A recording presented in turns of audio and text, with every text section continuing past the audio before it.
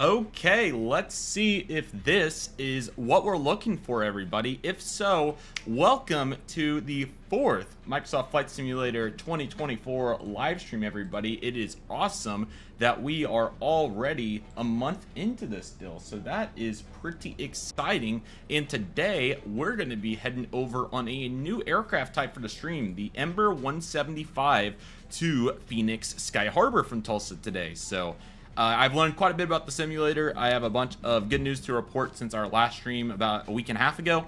So I'm really excited. But if you're already liking it up, go ahead and like the video and tell all your friends. I would appreciate that, everybody. And I am looking very forward to all of what's to come. So let's let the chat get rolling here, and then we will get started. And I'll show you all how I fly the Ember 175 by FlightSim Studios. So I'm looking forward to this and looking forward to seeing the chat get going here. Feel free to say hello, and let's go ahead and chat it up as everybody gets in here. And then, as usual, of course, we will get it taked off. So looking forward to this, guys. Let's go ahead and see who's in the chat as I await the notifications to get sent out by YouTube. Our best friend, it seems like, when it comes to these streams. But excited for this, guys. It's going to be a good one. What's going on, Sacramento Aviation and Uniform Romeo Whiskey Romeo Quebec? Hope you all are doing great today. Thank you for coming by. We have an exciting flight on hand. I'll go ahead. And what's going on, North Atlantic Aviation? You're definitely a person that needs to be here today for our FlightSim Studios Ember 175. We are gonna have a great time on this. Oh, very nice. That is really cool. I definitely want to start doing the overnight flights as well sooner than later, so I'm looking forward to that. But here we are doing our walk around. The cone should be out here. I don't know why the cone isn't out here, but there is our Ember 175 today. It should be an Envoy registration, but it's close enough.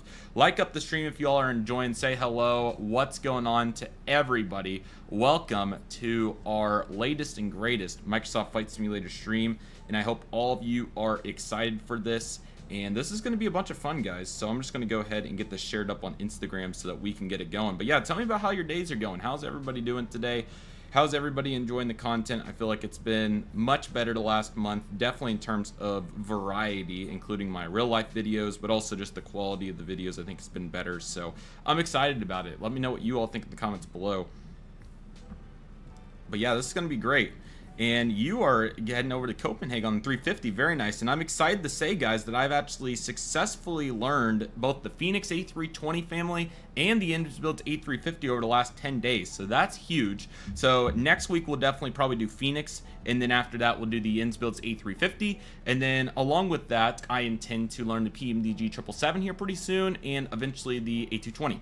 So yeah, this is looking pretty good, but here's our aircraft, just doing a little walk around mode because why not? We got our ramp agents here and they are doing a great job for us. This is our Ember 175 for American today. This is going to be great. And again, don't forget to like it up, guys, and tell your friends that we are streaming. I very much appreciate it. But what are we waiting for, guys? Let's just go ahead and get inside the aircraft, and I'm going to go ahead and get us rolling because we don't have any time to waste. Now, before I get started, as usual, this is not my expertise. I'm not a commercial rated pilot by any means. I just do this in the most efficient, practical, and enjoyable way for the live stream format. So I hope all of you appreciate that. But nevertheless, let's go ahead and get started. This plane is super simple from the startup perspective. We're just going to crank both the batteries right now, and then we're going to bring on the APU. So let's go ahead and do that. And then as it starts up, you'll see the various avionics coming on. Very nice. Oklahoma City and Little Rock do get the Delta 738, so that's definitely a plane to fly on over. And if you all want to add me on Volanta, you're welcome to do so. We have it going on there right now. So, okay. And why the chat's messed up on my page over here on sorry, that's on Streamlabs. I don't know, but that doesn't matter. We can go ahead and load up the aircraft. The Ember 175 is a little tricky. It's not nearly as successfully automated as some of the other aircraft types in the simulator, so keep that in mind, everybody. So we won't have the auto descent altitudes and so forth, so I have to manually do all that, so it might be a little clunky, so I hope you all will forgive me for that. But let's go ahead and get the aircraft loaded. First and foremost, we need to go on over to the route page and start putting in our identifiers. It's a little weird on the 175. You have to put the origin as the destination from what I've seen. So there we go, Tulsa, and then we're heading over to Phoenix, and you have to do this to get a successful flight plan load in. If it works, half the time it doesn't, but I hope it gets better. And then your flight ID is really important. You have to have your flight ID on there. So we're American Airlines Flight 3434 today. So AA3434, and then we'll put in our flight ID right here, and then let's see if it works. If it doesn't, it's not a big deal. I'm just going to load in the approach as is. See, it does this glitch where it says check flight ID, and I've had it be the registration a couple times. So we'll go ahead and put the tail here, which I don't think it's going to work today, which is fine. I haven't got it to work. I just load it all in manually anyway. But I have got this feature to work a couple times. But FlightSim Studios ERJ-175. But maybe North Atlantic Aviation or anybody can give some insight as to why mine's not working. But you all saw the FMC over there. I don't know why it doesn't work, but it's not that big of a deal because we're just going to go ahead and load it on in anyway. So we're going to start with the departure. We're at Tulsa, and we are taking runway 36 right today. It's North Flow finally, so there we go. And that's about all the more there is to TUL's departure. As of for our arrival into Phoenix, we're going to be arriving on runway 26 today. And we are going to be using the ILS. We are going to be coming in on the... where is our... See, I always get this backwards, guys, so bear with me. But I believe we have the... Yeah, so for our sequence here, it is the Eagle 6, which is this one.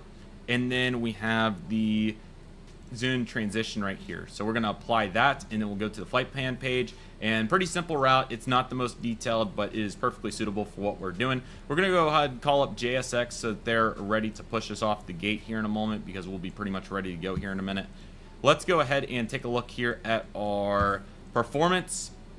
Takeoff, it should already automatically do the V-speeds pretty much, but 360 is close enough. And then our winds today are a merely 31023. So we'll have a little bit of headwind, and don't forget to share up this video, guys, and like it up. Oh, this plane's different from the other ones. I put this in a couple times, but I was just auto-clicking as of if I already knew what I already had. Oh, that's also invalid. Okay, maybe this will be valid. There we go. Oh, that's the win for TUL. My bad. Well, close enough. It'll have fun with that. So there we go. And then why it didn't have the V speeds? I think it's because our...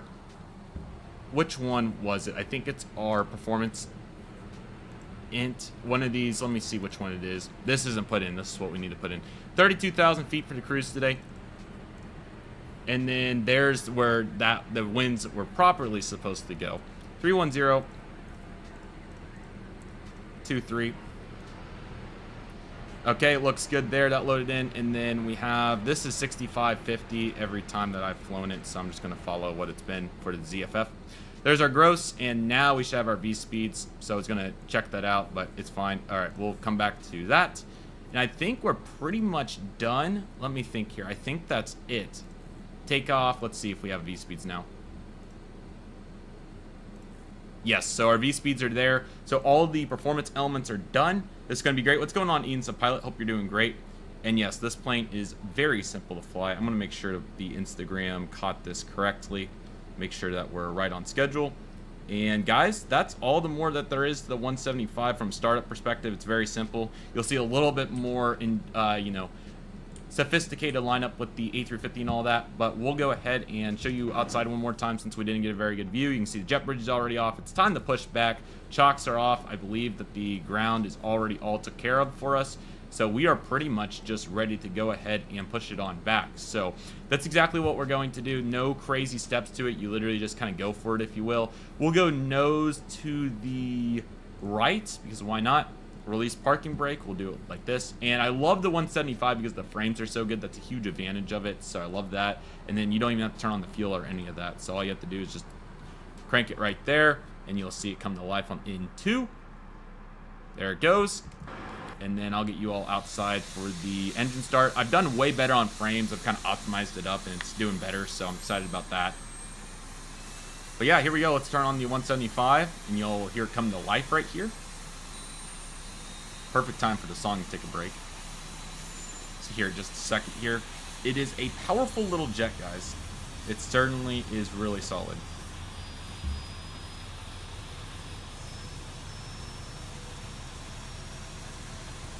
So this is going to be solid.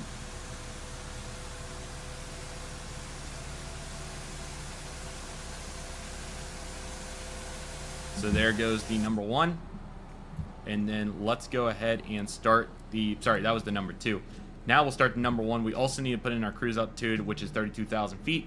And again, very manual process for the 175, so keep that in mind. Oh, that is the wrong one. There goes the other engine. I went ahead and turned on the parking brake right there with the command. This is not in the sim marketplace. You get this just from downloading it online, $40, which is a great price for it. Yes, do not get the E-Jets on the marketplace unless if you don't have any intention of flying them properly, realistically. By no means what am I doing is realistically, but it has, you know, the visuals of being realistic. And I turned around the wrong way. I thought we were going the 1-8 left. My bad, guys. So we'll head on over this way. But yeah, don't forget to share this up with your friends, guys. These have been a bunch of fun so far, and I've really enjoyed them. So looking forward to more cool airplanes that will be flying around in the simulator. So I hope that all of you are excited for that. We do have a good engine start, so we'll get JSX out of here, and we will pick them back up when we get to Sky Harbor. We'll take a look at some model aircraft releases from the past summer during the cruise today, because this is one of our longer cruises. Tampa was the longest so far, but this will be the next longest. And yeah, this is going to be great, guys. So I'm looking forward to all what we got going on. Another nice warm day at Tulsa today. Not too much wind that we're going to have to worry about. So we are pretty much ready to get it going. Hopefully the audio is good. I want to listen to it on my iPad, see how we're doing here. Sounds pretty good. Okay. So as soon as JSX pulls their thrustmaster back, we are ready to get it on out of here. We're a little high on the altitude. There goes the thrustmaster, looking good. And yeah, excited for a enjoyable flight today. And then we got a range map here as well. I don't have any of the parts out of Tulsa, so even if we were in the 737, it wouldn't be very realistic. So yes, I hope that these E-Jets will continue to improve, but this one does have some advantages. I actually had this, if y'all remember when I did live streams with Dylan way back when. We bought this for the streams that I was doing with him, and fortunately I was able to just transition it over. So maybe he'll visit sometime. He'll be back as a cameo in the stream, but I'm sure he would be proud of what we're doing. But there's our 175. We're fully started up, guys. We are getting on out of here. We're heading to Phoenix. Let's go ahead and get going so that we can be early off the chalks. It had us at 6:50 or 6:20, so we'll be a little early today, which is good, even with a fully loaded plane. So we will turn it around. We're not. Oh yeah. Thank you for the reminder. Even though I powered up just a little bit more than what I wanted to be on the limit, we do need to set our flaps. We'll set flaps too for the heck of it. The flaps on the 175 are different for sure. There's 6, I think. What's going on, Kyle? Hope you're doing great, man. Thank you for coming to the stream. I appreciate your support. It was great to see you at LAX a couple weeks ago. We'll look forward to seeing you at Spot LAX next, I believe. Which, Spot LAX coming up very soon, guys, so stay tuned for it. And yeah, PMDG is a great plane. We'll definitely fly that on the stream at some point sooner than later, so stay tuned for that. I'm excited. Yeah, I remember that. No, did you all see Captain Canada last night on stream? He was flying the iFly 737 for the first time in weeks, and he just absolutely bricked it going into Las Vegas on the RNAV-19, which is a very cool circled land approach. I think he was doing a little FlightSim Expo teasing for next summer, which I'm very excited for. But anyway, Captain Canada just slammed it. I mean, it was a negative 267. It looked like about negative 400, which, you know, he was just rusty. But fortunately, he got his type rating back and came back around. Floated for a little bit, but got a negative 71. So better than I could have done at least. So I applaud his efforts, and he gave some good entertainment to the viewers last night. But that was very surprising.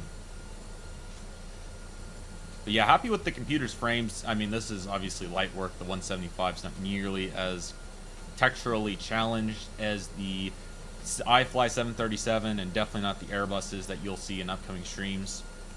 So this is going to be quite the deal. Yes, we'll see you at Spot LAX, guys. Spot LAX just 3 weeks now. I think that's all the more it is. Maybe 4 weeks, whatever. It's going to be here very quickly. So looking forward to it. So yeah, we're going to be taking off at 6:14 local 6:15, which is a few minutes early off of the blocks, so that's solid. This flight normally leaves about this time, so this is actually pretty great that we accomplished that. So no need to call anybody up. We're just going to head on for it, and I've had a bunch of good luck with sceneries and whatnot, so but excited to get Phoenix. Phoenix I've flown into quite a few times. It has a very favorable scenery, so that will be great for today's uses. But anyway, let's go ahead and take off on runway 36 right. I hope all of you enjoy this power up. This is going to be solid. I will have a view ready from the outside, because how could you not, you know? And I took that a little fast, but don't worry, it wasn't too fast, not out of unrecoverability, just a little farther than what we thought. And let's see here. And don't worry, that's dropping a frame here and there. I clear the catch every time before I start the simulator, and it's helped overall. It's been better than what it was. So anyway, let's go ahead and power up, guys. It's going to be fun.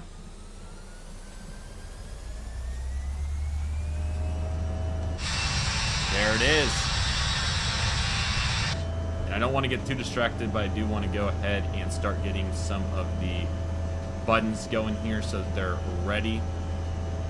Why it's bouncing so much, I truly don't know. But anyway, there is 100 knots. Oh, went a little too far off the center line there. And we got a V1 and a rotate, an easy liftoff. I thought so. We're brimmed. There we go. I didn't take it too aggressive. Positive rate, gear up. We'll bring up the flaps here in a second. I need to do a better job of being a little bit more realistic with these takeoffs. So that's exactly what I'm going to do. So we're going to fly it straight ahead for a minute. Plane's already ready to do LNAV, but we're not quite there yet. Yeah, Dylan's good at landing for sure. He's very good at landing. And then thrust reduction. Very nice. And then we'll have to bring it back in a little bit. We'll start our bank to the left. We're going to pull up the flaps. Let's see if I click the right button or not. Of course, I got to quit clicking it backwards. That's my biggest downfall so far. Okay, so you have the LNAV for the navigation. Sorry, my audio was so loud. Didn't realize it was so loud. Hopefully, y'all couldn't hear it. But anyway, you have the LNAV there, and then you have FPA, which is the climb on this. And all you have to do is enable that, and then you can increase its degrees. 5 degrees is pretty solid, so we'll go ahead and do that. And then we don't have auto throttle on yet, so let's go ahead and turn it on. So speed to AT, and then autopilot should take it from here, and it's going to fly it. So we'll do 5 for the first 10,000 feet, and then we'll decrease it probably like 2%, because if you go any over 3%, the plane gets pretty slow towards the top of the climb. Not quite stall territory, but definitely slower. So yeah, the sound effects on this plane are really good. And there is our 175. We are out of T-Rail. Great scenery. Lee does a good job on it. Lee might be watching this, but he's a local here and a big participant in Captain Canada. So, applaud to Captain Lee. Great scenery.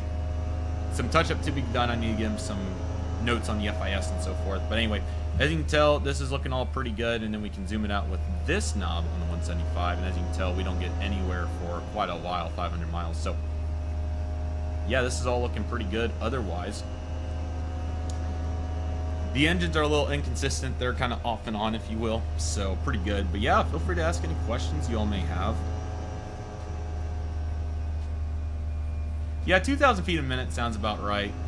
I'm probably a little high at 5 degrees. So, let's bring it back to like 4.3 and see if that puts us a little bit closer to that. But thank you for the matrix. I honestly don't know any of this, so all of the streaming that I do is very helpful. And thank you for letting me know it's a little loud.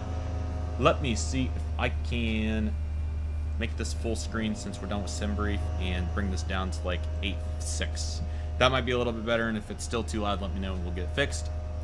So yeah, 2200. So yeah, we need to be at like 4 degrees. That's going to be our number for this. And there we go. So yeah, it's a very simple aircraft to fly. I'd say the most annoying part is the descent. That's where you all are going to see me really, you know, picking and choosing, slicing and dicing, and seeing what I can do to make it work. So that's where it'll be a little bit frustrating, but we'll have fun with it. So yeah, this is going to be good. But anyway, the plane's on its way. It's doing pretty good. It's taking care of itself. So now we can go on and take a look at the cabin. So it is dual class, of course. There's quite a few different variants, but on the American, of course, this is exactly what it looks like, just with different colors on the seats. But as you can tell, you got your 12 first class seats, and then you got the remaining economy, and it's pretty good. You got some extra leg rooms up there in the front, and then as you head to the back, you obviously have the different options back here. Let's go ahead and see if we can still a window seat here. They do not open, so keep that in mind, but fortunately there are some that are open. And you can see the plane banking and doing its job, so that's looking pretty good.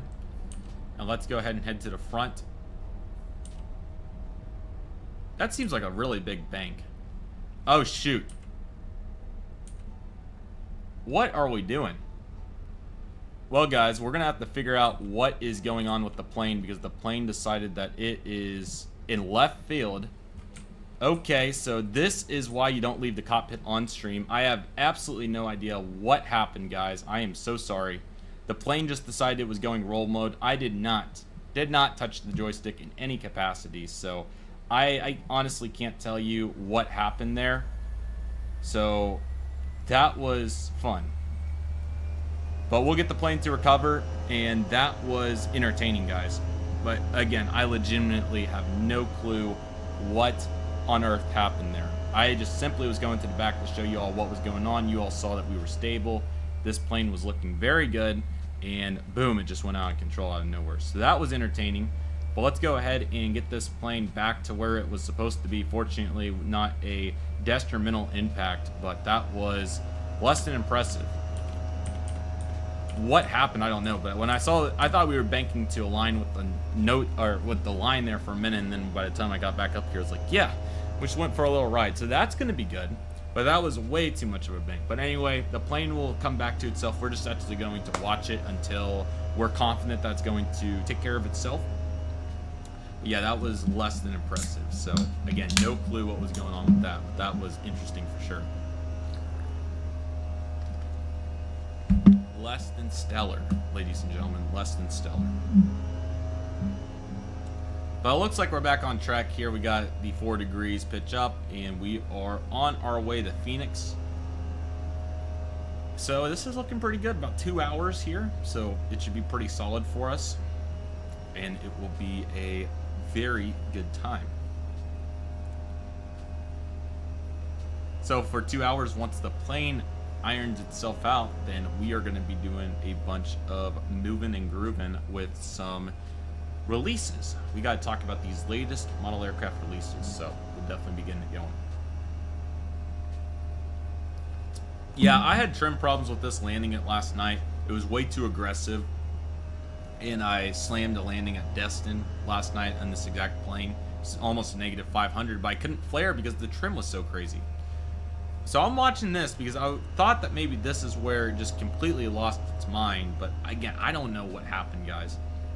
But that was a interesting maneuver. I guess we were doing a Tulsa air show there. We were wanting to compete with the F-16s, but bring this over for an instant replay. So yeah, there's what happened. I legitimately don't know why this happened here. But as you can see, now we're kind of lining up a little bit better. But yeah, we had a very nice turnout there, and then this happened, and now we're back to square one.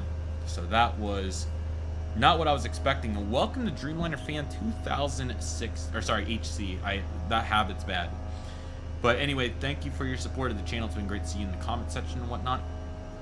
I hope that all is going well with the ramp job. Looks like you've been working quite a bit, so keep up the good work. You got to miss a stunning maneuver on the ERJ-175.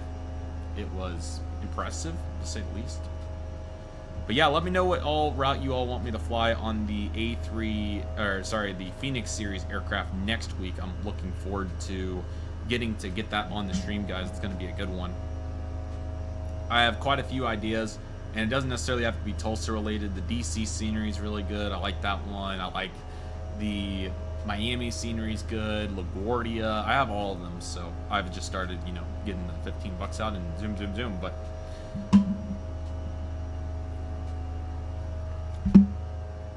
well, I don't have all of them, but I have a good handful that we can use. Nice, man. I hope you're enjoying the days off. That's awesome. Don't forget to like it up, guys. Let's go see if we can do 20 likes again. That's a pretty good number for us, so we will see if we are able to accomplish it. SBP. That's not. Which airport is SBP? That's not a Santa Barbara. Which airport is SBP?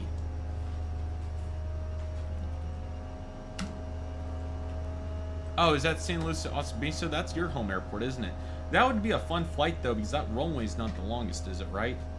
Oh, that would be a fun approach. That actually is legitimately a good suggestion, which all of them always are, but that one is very appealing for that landing. Do you know if it has a scenery, Kyle? If it has a scenery, we don't have to have a scenery, but considering the runway length and to go to your place, I just want to see the 319 on 29. That would be such a good landing. What is that runway? without the displaced threshold, that's got to be like a 4,500 foot runway, right? Airport runway length. I want to see what that usable runway length is. 6,100 feet, and that does include the displaced threshold. Wow. Well, that's probably what we're doing next week, man. I'm looking to see if I can find its usable runway length. Let's see here. 5,600, is that right? I think, yeah, 5,600 for 2.9 and 5,300 for 1.1. 6,100, so you get 5,300 feet. This is Key West. I didn't realize it was this short. I knew the runway was short. I did not realize it was this extensive. I think this is probably what we're doing next week. And we do have a scenery, you said, so hopefully it's cheap. I mean, it's worth it. They do have a scenery pack. I think we're going to do this. I think we're going to go into San Luis Obispo, everybody. And this is going to be a very, very good test for Connor's landing ability, especially for the first Phoenix one. And I've been flying that 8 through 19 IAE quite a bit. So I think that's probably where we're going. Kyle, that's a great suggestion. I think that's probably what we're doing. The approach is really neat. There is that cylinder on the approach side of 1.1, which is so weird. I have it on my other computer here. I'm looking at it, guys. But you need to go look at San Luis Obispo Airport on your computer because it is weird. So, yeah, I definitely think that this is probably going to be a flight that we're doing. Yeah, and they rent in the markup here in the aerial from a couple years ago. They were doing construction on the main terminal facility. But yeah, that's weird, but I'm excited for that. So that's what we're doing, guys. We're going to fly a very cool landing. And I am really eager to see, you know, for 5,300 feet for a 319, that's the limit. I mean, you know, yes, I know we have the displaced threshold, but thereafter, like, you know, you got to be on it, guys. Like, down to it, or it's an easy wipe. So I'm looking forward to that. That's going to be good. I am really excited for that landing. That's going to be pretty insane.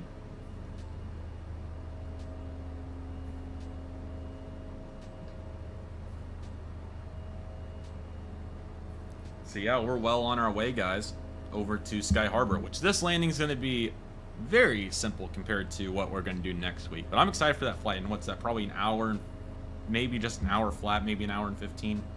Let me check the flight time for that. Regardless, it's the flight. It's the one. SBP, is that it?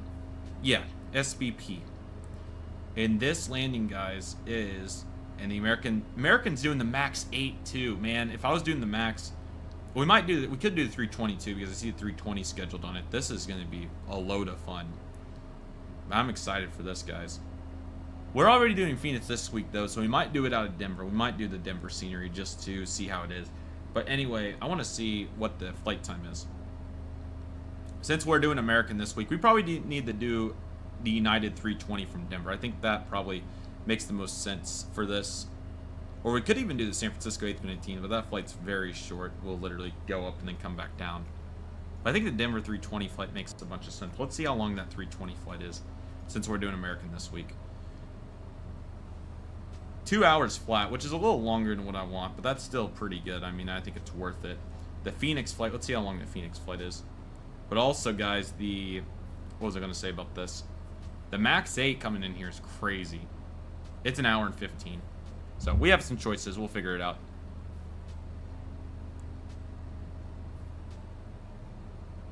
$18's a little high, but I'm happy to support these guys. We'll make it happen.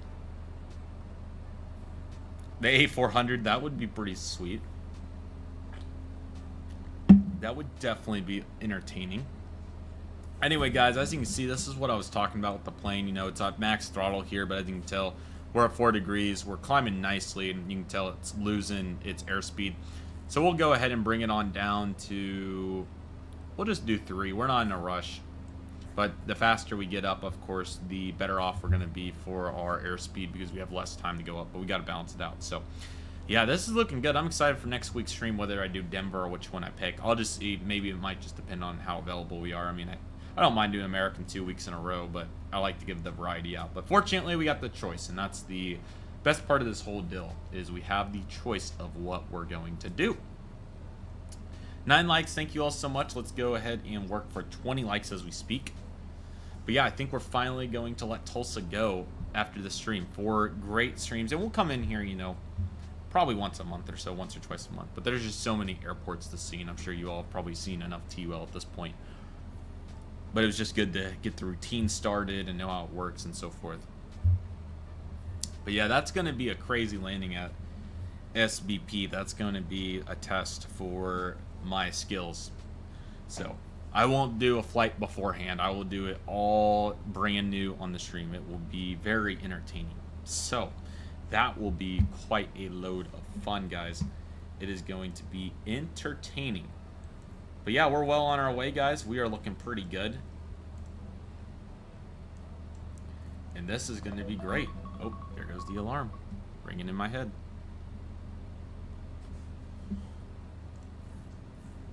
So yeah, almost to cruise altitude already. And then once the plane speeds up, then we will be just on our way. But yeah, let me know what you all are thinking of the content. I've really been enjoying it, putting it together.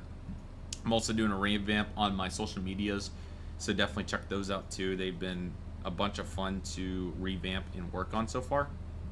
So I recommend all of you to check those out. SBA doesn't have much more than a runway. It's a very fun airport. Yes, but you got all the general aviation though, so that's big. But it would be great to fly in. Yes, we can definitely do Denver to Louisville. That's a good duration of time. I like Louisville quite a bit. And the Louisville scenery is good. So, yeah, I like that suggestion. That's a good one. We definitely will do Louisville at some point, whether it's on the Phoenix or what it is. No, we'll just fly to Delta A350 in there. No, I'm just kidding. But I'm about to learn PMDG 777, so that could open the door for a cargo 777 at some point. And then, who knows, maybe I can spend some time doing the MD-11 and fly the MD-11 for UPS as a tribute. Or FedEx in the Memphis.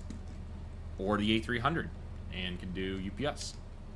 And then maybe at some point if we get a 767 or a 757. So time will tell. But anyway, here we go. We're all ready to cruise pretty much. So we'll be cruising and we'll gain some airspeed. And that will just have us flying, no pun intended. We'll be well on our way to Phoenix. We're taking on a very strong headwind right now. So that is what it is. But it'll balance itself out. I didn't think it was going to be so strong. But anyway, it's not going to affect our overall duration too much. We'll be solid 2 hours. And there we go, leveling off here at 32,000 feet. And then we'll get some plane spotting on the screen here in a minute. Or, sorry, we're doing the release reactions tonight. We will get some additional options on there soon. Yeah, that's insane, the 900 variant. The Max 8's already pushing it. But the fact that they're pushing 900s in there, that would be a heck of a landing. I would like to do the 900 in there. I could do that.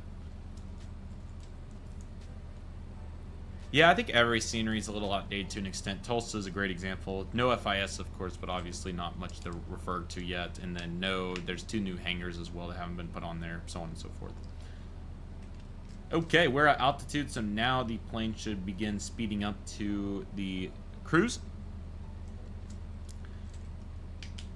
And it took us a little bit to get up, but we'll make up some time back with our airspeed coming back up. And we will pretty much be good to go. So this is looking really nice. And welcome to San Diego Aviation. I hope you're doing great. I hope you liked that reel I posted of the landing there in Southwest. That was cool. I'm sure everybody figured out what airport it was. There's our aircraft. We're literally nose lit right now. The lighting couldn't be any worse on the aircraft itself. But at some point it will eventually get better on this side again. But that's our aircraft, everybody. The ERJ-175. And what I love the most about this aircraft is the frame rate. It handles frames very well. What's a little bit of a bummer about it is it will randomly get out of control at times, which I don't know why, but it does that. And also the descent, which I'm going to have to strategically plan out. But it should take care of itself in theory. But we will continue to go one step at a time. Trust the process and do what we love and what we do. What's going on, Mike? Hope you're doing great. Thank you for coming to yet another stream. It's been great to see you getting around town. And yeah, our time remaining just jumped up to 145, so that went very quickly up. So that is entertaining. So we are looking good, guys. We are intending to land at 8:32, but I think it's going to be way above that, 1:45. More like 8:15 Central Time, probably. So, yeah. We are just heading on over to Sky Harbor right now. Let's go ahead and take a look at the chat. We got an active chat. Thank you all for chatting it up. I want to do the MD-11. I know that the price is high, but it would be fun to do, so we will definitely consider it. Oh, it's not a full release. I thought it was a full release. My bad. Yeah, A220 at some point. I'm letting the glitches get ironed out, and I've heard that it takes quite a bit of skill, and especially after watching Captain Canada brick it last night after flying that for so long. I've heard it's very technique based on landings. So Dreamliner fan, are these routes you do on the sim realistic? Yes, every one of them so far has been. I'm not opposed to doing unrealistic simulations, but I feel like I like the realism, so expect to see primarily realism to start. And if you have any suggestions, let me know. I would love to come to Sacramento. I think that would be a great route at some point, and there's so many choices, so it'd be great. Yes, I saw Detroit, man. That looked like a whole bunch of fun. So hope you had a great time, man. Glad that you were able to check it out and see what it was all about. So very happy for you in that regard. 9 likes. Thank you all so much. Keep liking it up. Let's go see if we can get to 1,500. No, I'm just kidding. We'll live to see that day. But we will not give up. That's unfortunate. You need nanograph for it, and I really don't want to pay for it unless if I have to. If the streams continue to do well, then I definitely will consider it. We already have enough money invested into the simulator as is, and we have plenty of choices without nanograph. So, and the manual process is very tedious. I mean, we could just do what I did with the 175, just load in and approach, and that would be it. But you know. We'll figure it out. We have choices. We'll see how the simulator streams continue to progress. We'll see what you all want to see, and we'll go from there. It doesn't all have to be figured out today. The actual flight model of the 175 is pretty good. It's not the most stellarly detailed plane to ever be used in the world, of course, but it's nice. It definitely gets the job done, especially for its price. So, but the frame rate's so good. They have nailed the frame rate. They have ensured that the frames will not be a problem on this airplane, and that is very cool. 10 likes. Thank you all so much. Keep liking it up. Share it with your friends. Let them know we're streaming. Favorite song? That is a wonderful question. I am a big Morgan Wallen supporter, so I would say that his latest single, Been By Now, is probably my favorite right now. However, I have a bunch of songs that I enjoy from a wide variety of artists. So oh, there you go with the manually entered flights. It happens, doesn't it? But yeah, let me know what you all think of the streams. It's been great to continue to live it up with these, and I think that they've been really enjoyable for you all, and I'm looking forward to making them even better. I have a bunch of ideas, but with that said, let's continue to chat it up, so keep asking your questions, of course. But I'm going to go to showcase mode and make sure that the audio is not too loud, because it is a bit loud. That should be a little bit better. Right about there. That should be pretty good. We are going to get this plane in a cool nose view, because why not? Let's go ahead and lower it. And go like this. And actually, we need to do it like that, because we're going to take up most of the screen with what we're going to do. So let me go ahead and get Chrome going here. Let's head over to the model aircraft database, where we are going to start looking at some releases. That looks pretty good to me. If I can probably do, that's probably going to be good. Let's see. Well, it makes it feel like we're streaming, so that's the big part. So we're going to go ahead and look at May, because I don't think we ever got to look at May formally, and then at some point we will look through all the releases. We might do it today, we may not. But anyway, let's go ahead and take a look at these, but I'm going to check the chat before we start just rolling through releases. I want to see if I can line this up a little bit better. That might be a little better. Yeah, now we're in the frame. Okay.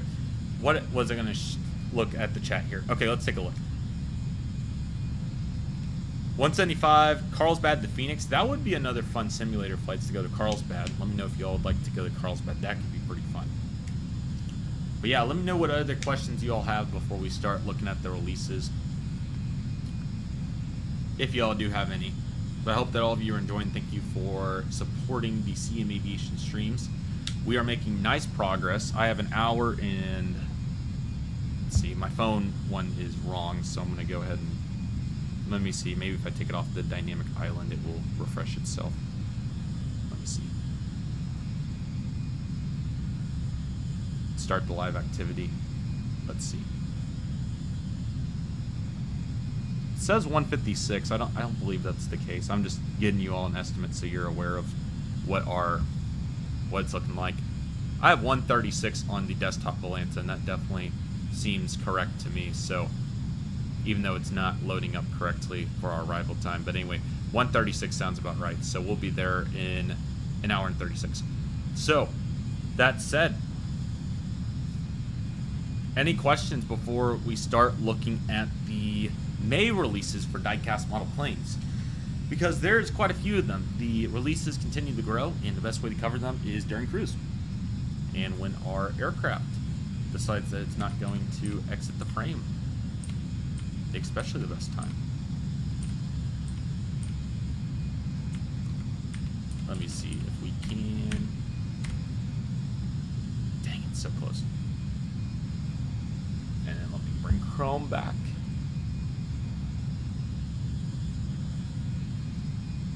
It's gonna be close enough.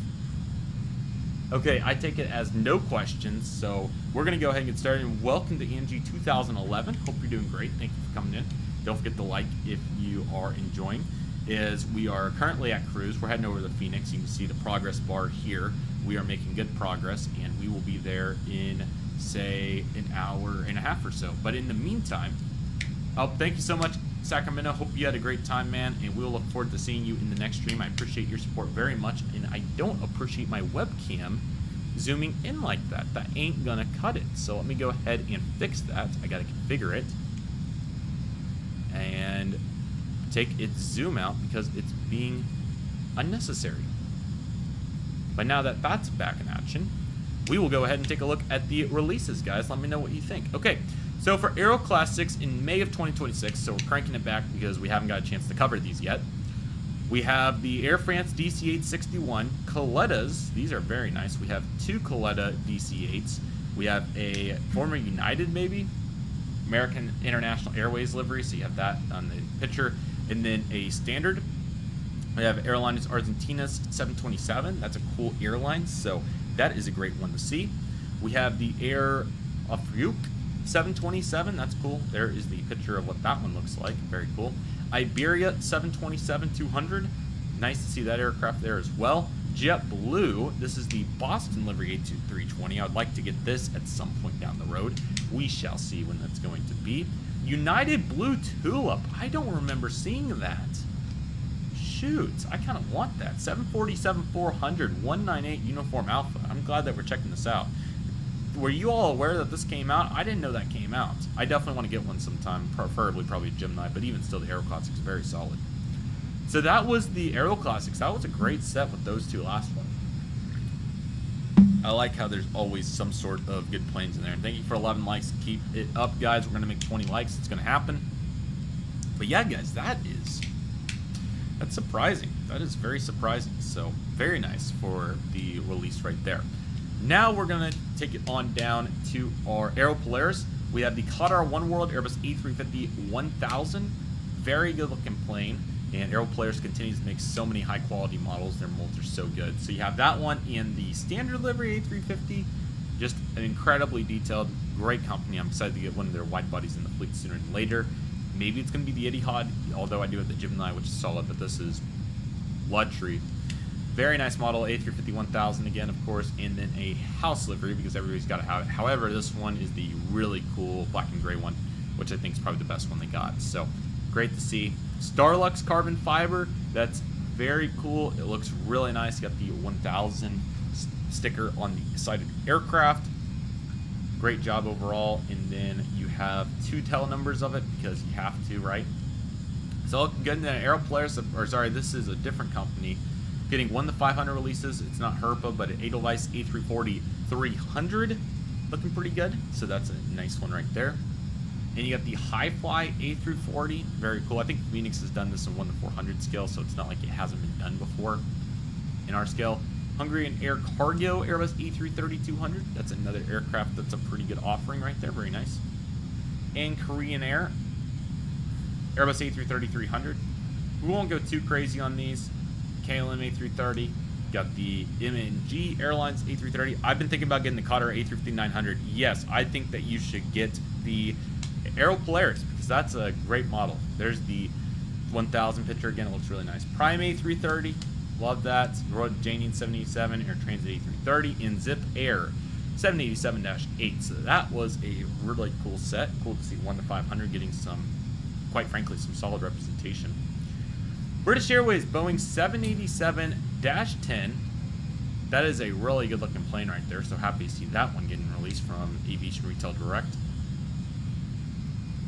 And for Aviation 400 on their non-exclusive lineup, you got the China Eastern 787. Can never go wrong with one of those.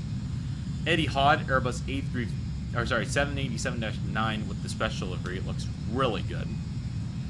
You got the Air China 787-9, another aircraft that looks pretty solid. So happy to see that. That's good.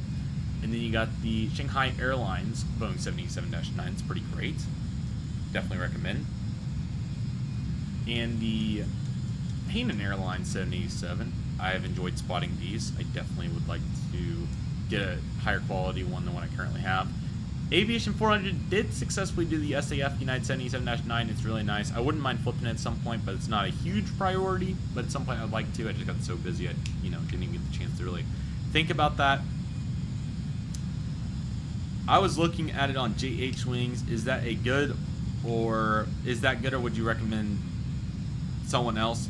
For the SQ models is the best of the best. It doesn't get any better. So I'd recommend the SQ. I mean, you saw the picture. It's really nice.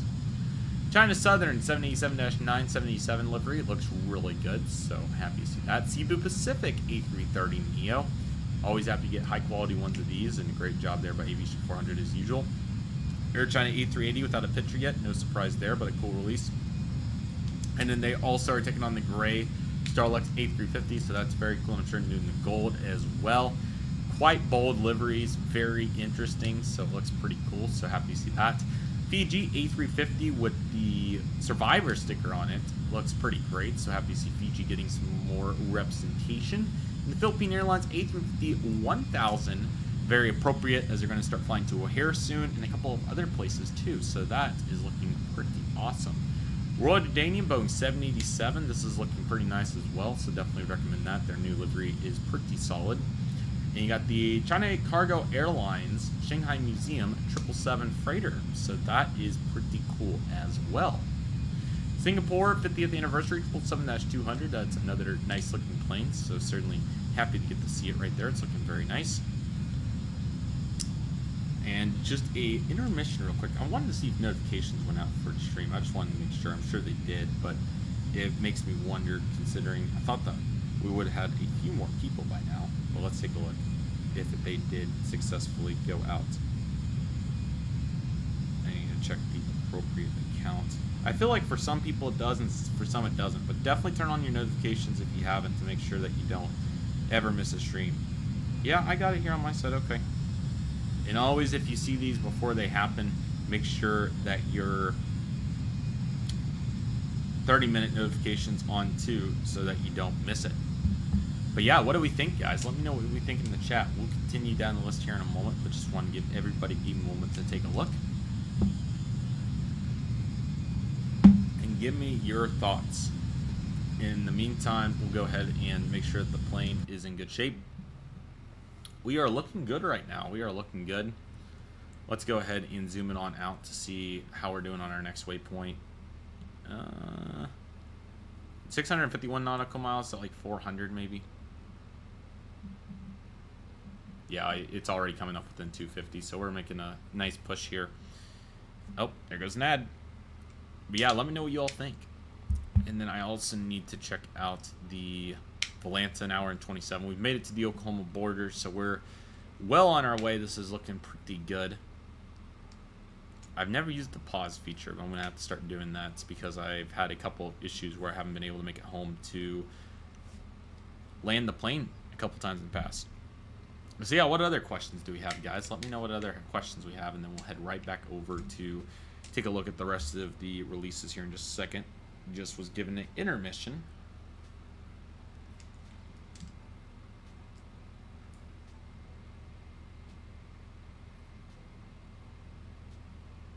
So let me know, everybody. Always gotta love these Facebook comments and whatnot.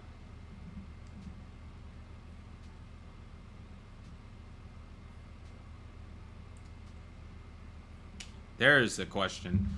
I have finally started descending into Copenhagen after about 7.5 hours in the air. Very nice. I look forward to running the stream, or sorry, I might just leave a stream on overnight doing a flight. So definitely stay tuned for that as a possibility if you all would like to see that.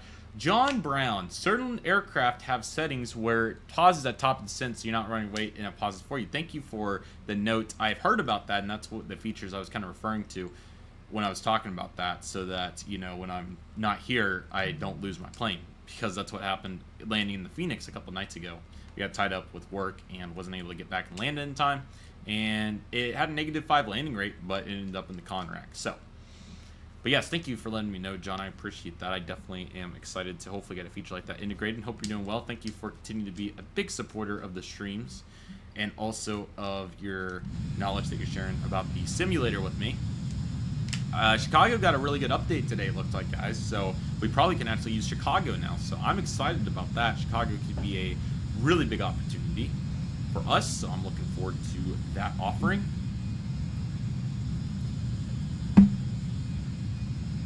So that's going to be huge.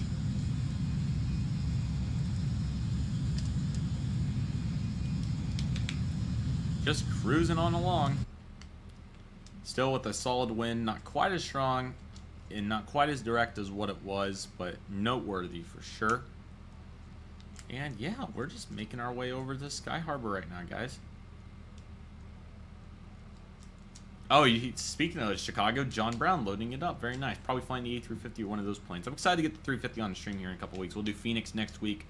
I love that SBP landing idea at San Luis Obispo, so that's my intention. And so forth. O'Hara from Innsbuild got the multi-jet bridge update. That would be exciting to experiment with the A350. I'd like to see how that works, or whatever planes support it. But assuming the A350 does, that would be great. And I hope to learn PMD G777 probably. Oops. Tomorrow night, maybe. Oh no, I'm going to be gone. Today's already Thursday. My week's all messed up because I only had a 4-day work week. So I'm out to DC tomorrow. But when I get back next week, definitely intend to learn it, so that will be pretty cool.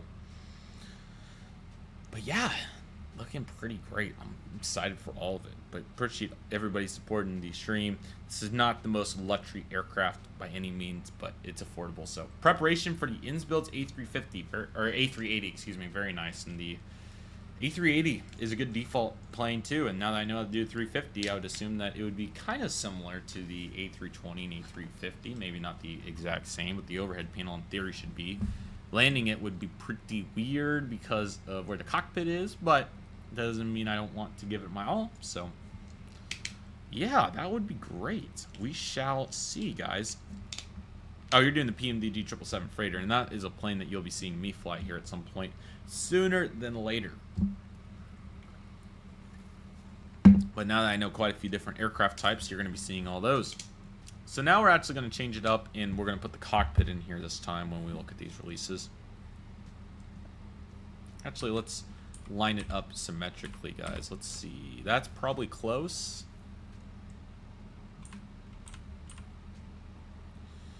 How about that? That should be pretty close. Yeah, we'll just do it right there. Okay, let's continue down the releases, guys, and see what else we can find today. Okay, Singapore 50th anniversary 777-200. That is another nice one. Where these renders are, I don't know. Delta A330neo. I think they've already done this once or twice, but hey, they're enjoying it, so I won't fault them too much, and we get another version of it. USAF A380. I didn't even know this was happening, but there it is, the traditional livery. I don't even know what to say about that, but it looks kind of cool. Lufthansa A380 as well. 100th anniversary, so that should be a really nice model. I got the 77 from them. It was great. Okay, Pokemon A350 for China Airlines. Why this picture's not in focus, I don't know, but very nice livery and another nice model on their behalf. No surprise there. That's so good. There's the Lufthansa A350. I probably need to get an A350 or another wide body, but I got the 320 and the 77 already, so there's that. Saudia 80 years 777-300ER. That is really sweet, so happy to see that aircraft coming to fruition. Spirit of Hong Kong Cathay 777-300ER. Happy to see that aircraft too. And now we got the core rig 1/32 scale aircraft, so we'll just kind of easily go through these. We got the P-51 and the BF-109. Nice AI renders, assumably. They actually look pretty good, so there's that. Oh, John's getting questioned. Let's see where John is taking the 777 freighter today. And we got the Fokker. Not like the Fokker 100. And then a couple of other aircraft, including North American P-51. And all kinds of different places. Germany, Japan, more Germany, the U.S. Air Force, F-86. That was a different style aircraft for sure. We got the Hawker, and then Gemini Jets. We made a full video on that quite a few months ago, of course, so feel free to check them out. But this was a good release. There was some good variety, and an unboxing of multiples of these is coming pretty soon. So, don't miss it. And here's the 1-400s. I guess it was announced as a future release within the May set, Independence 1. That was interesting that it's designated that way.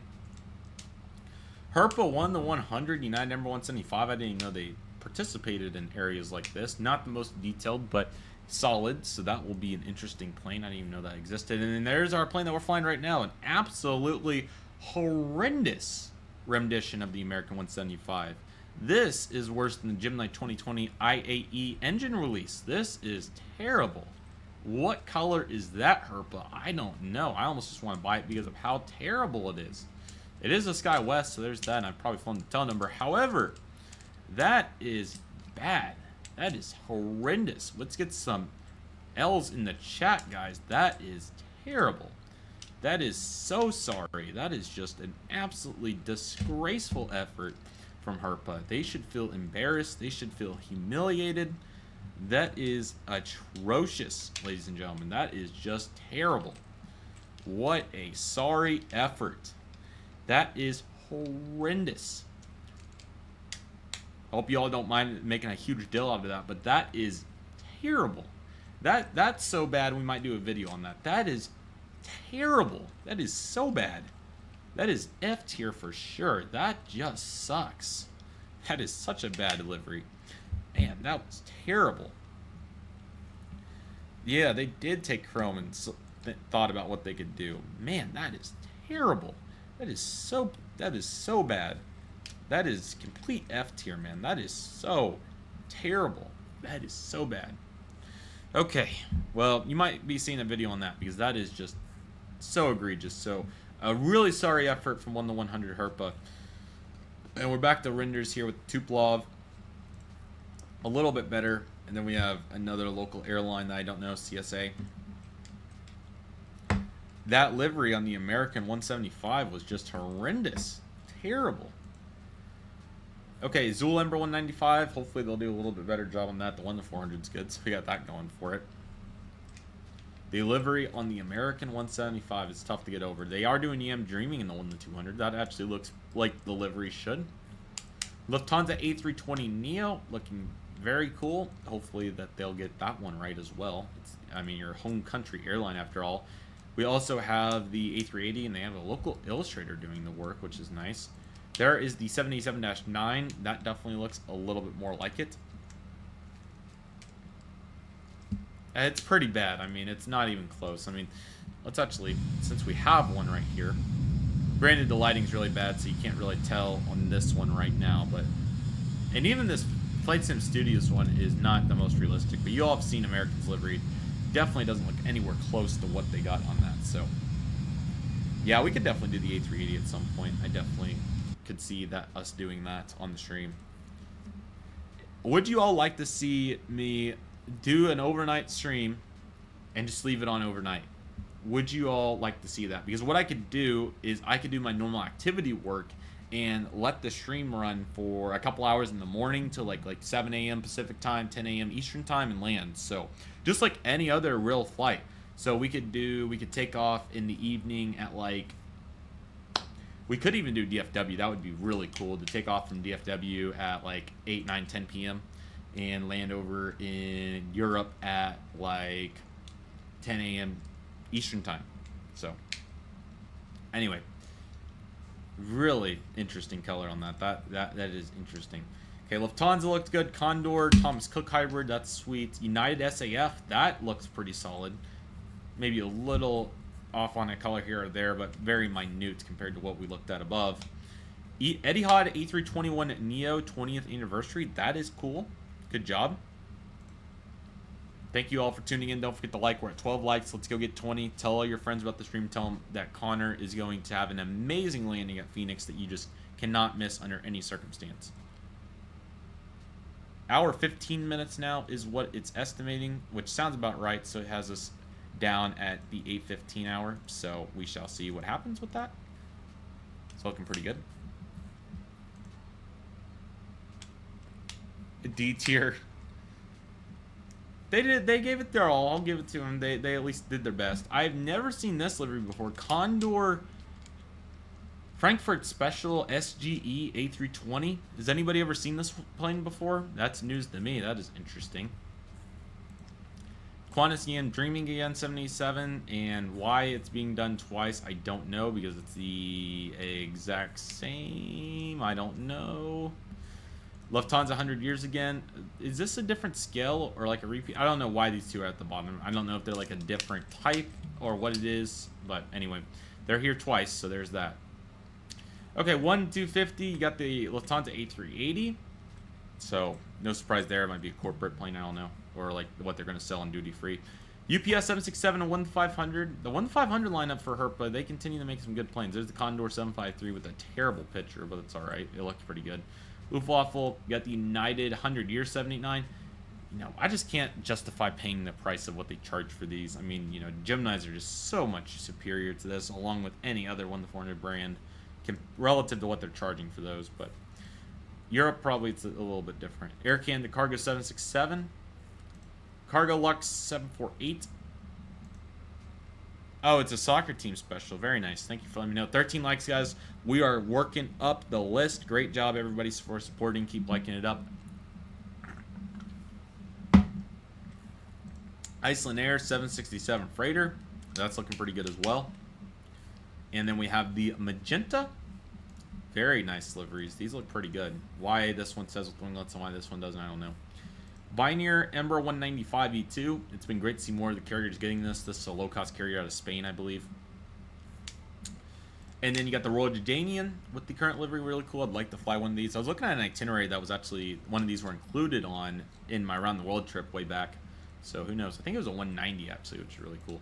Philippines 85th livery again getting done. Not quite as stupendous as what Cathay has with 80 years, but maybe their 90 year will be a little bit more dramatic. Constellation for Lufthansa, that's very nice. Or Lockheed, sorry. I think these are Constellations. And you got TWA. I just did TWA hotel video for the Europe trip. I definitely want to get a model of this at some point, but it's not going to be Herp on 1-500. UAE C-17, Gemini just did this too, so again, just a bunch of overlap, but they're good planes. And then this might be the last one, the Wiz A321, and that's cool. I'd like to get a Wiz for New Forest at some point, but again, it will not be 1-500. We actually got Aeromexico 789, and again, the models themselves, if they had some aerials, it would be a little bit better, and then a little bit more landing gear detail. The molds themselves are actually fairly good. There's another Lufthansa with the render, and then the A380, just the same ones as what we saw above, and 748 will be in 1-500, so there we go. Welcome, Big Bald Will, L4H. Hope you're doing great. Thank you for tuning in. Help us get our like goal of 20 likes. You all have been great with the like goal. Let's continue to see if we can make it happen. For Hobby Master this month, we got the North American P51 in 2 different ones, so it looks pretty cool. Here's deliveries. I like the second one better, but let me know what you all think. And for 172, we have a variety of fighter jets. You can take a look at them here. A couple United States Navy ones. Got the French Air Force as a participant, so that's cool. And everywhere else, United States Marine Corps. Right there, looking pretty good. Go ahead and make sure I'm not missing any chats. And super chats, donations, all very much appreciated too, guys. All of your support's been awesome. I'm just checking to make sure I'm not getting behind or ahead or any of that. Now we're on an hour and 11 minutes, which sounds about right. I thought we were going to be a little bit quicker than that, but it is not an issue. I guess the wind, I can't have the wind right there, but the wind could be changing, so that might be a part of it. But our airspeeds remain consistent the entire way, so we are chugging along. We will get there when we get there.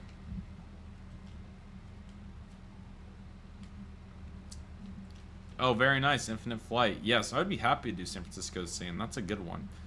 Probably a mainline plane to add the variety to it. However, glad to see Infinite Flight going strong. Infinite Flight, I wouldn't mind doing it here and there, especially if we want to do group flights. It's a little bit more multiplayer friendly in regards to logistics and definitely more affordable for everybody.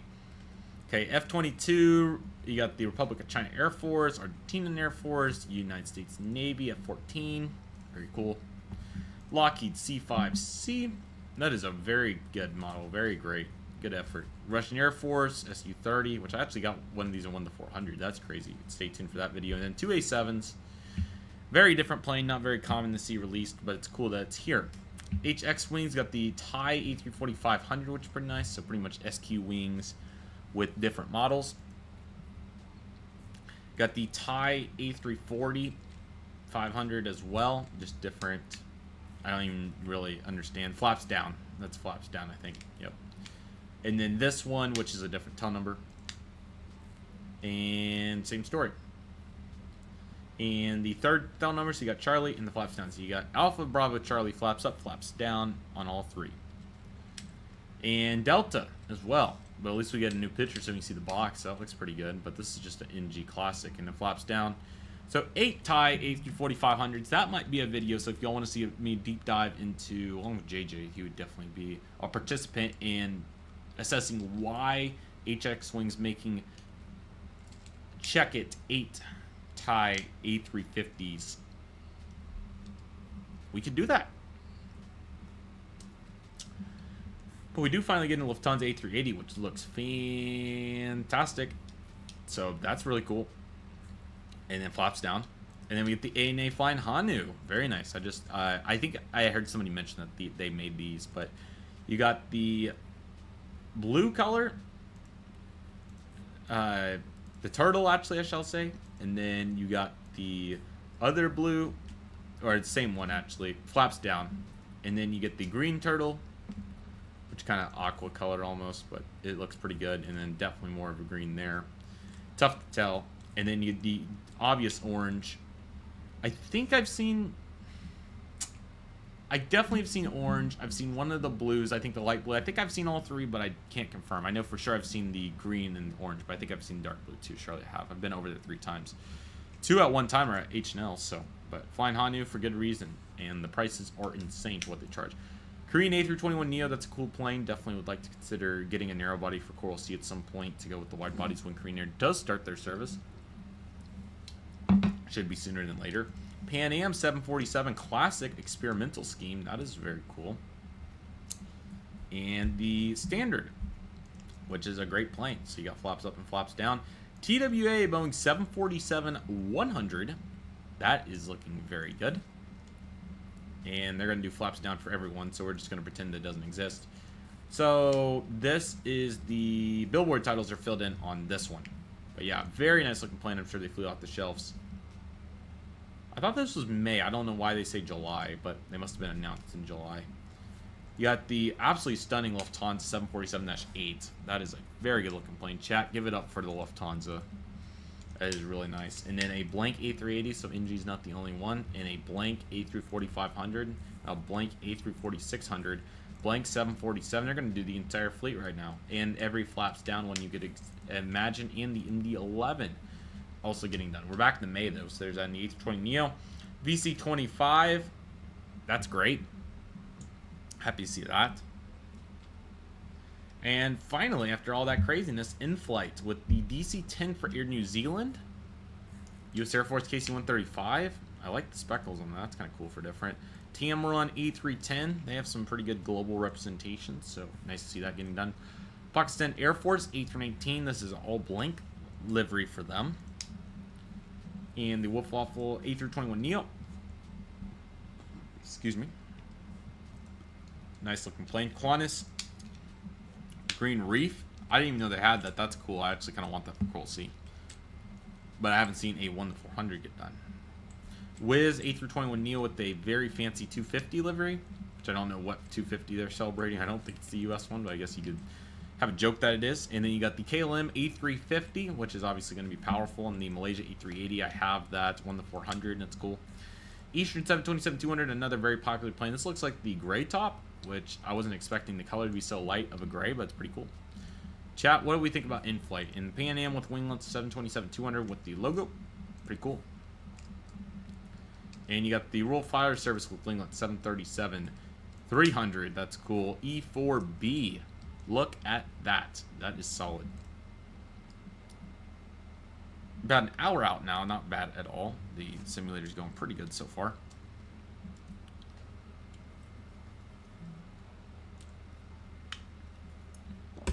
All right, let's continue down the list. So you got the E4s. I'm going to check my phone here, make sure that I'm not missing any major notes.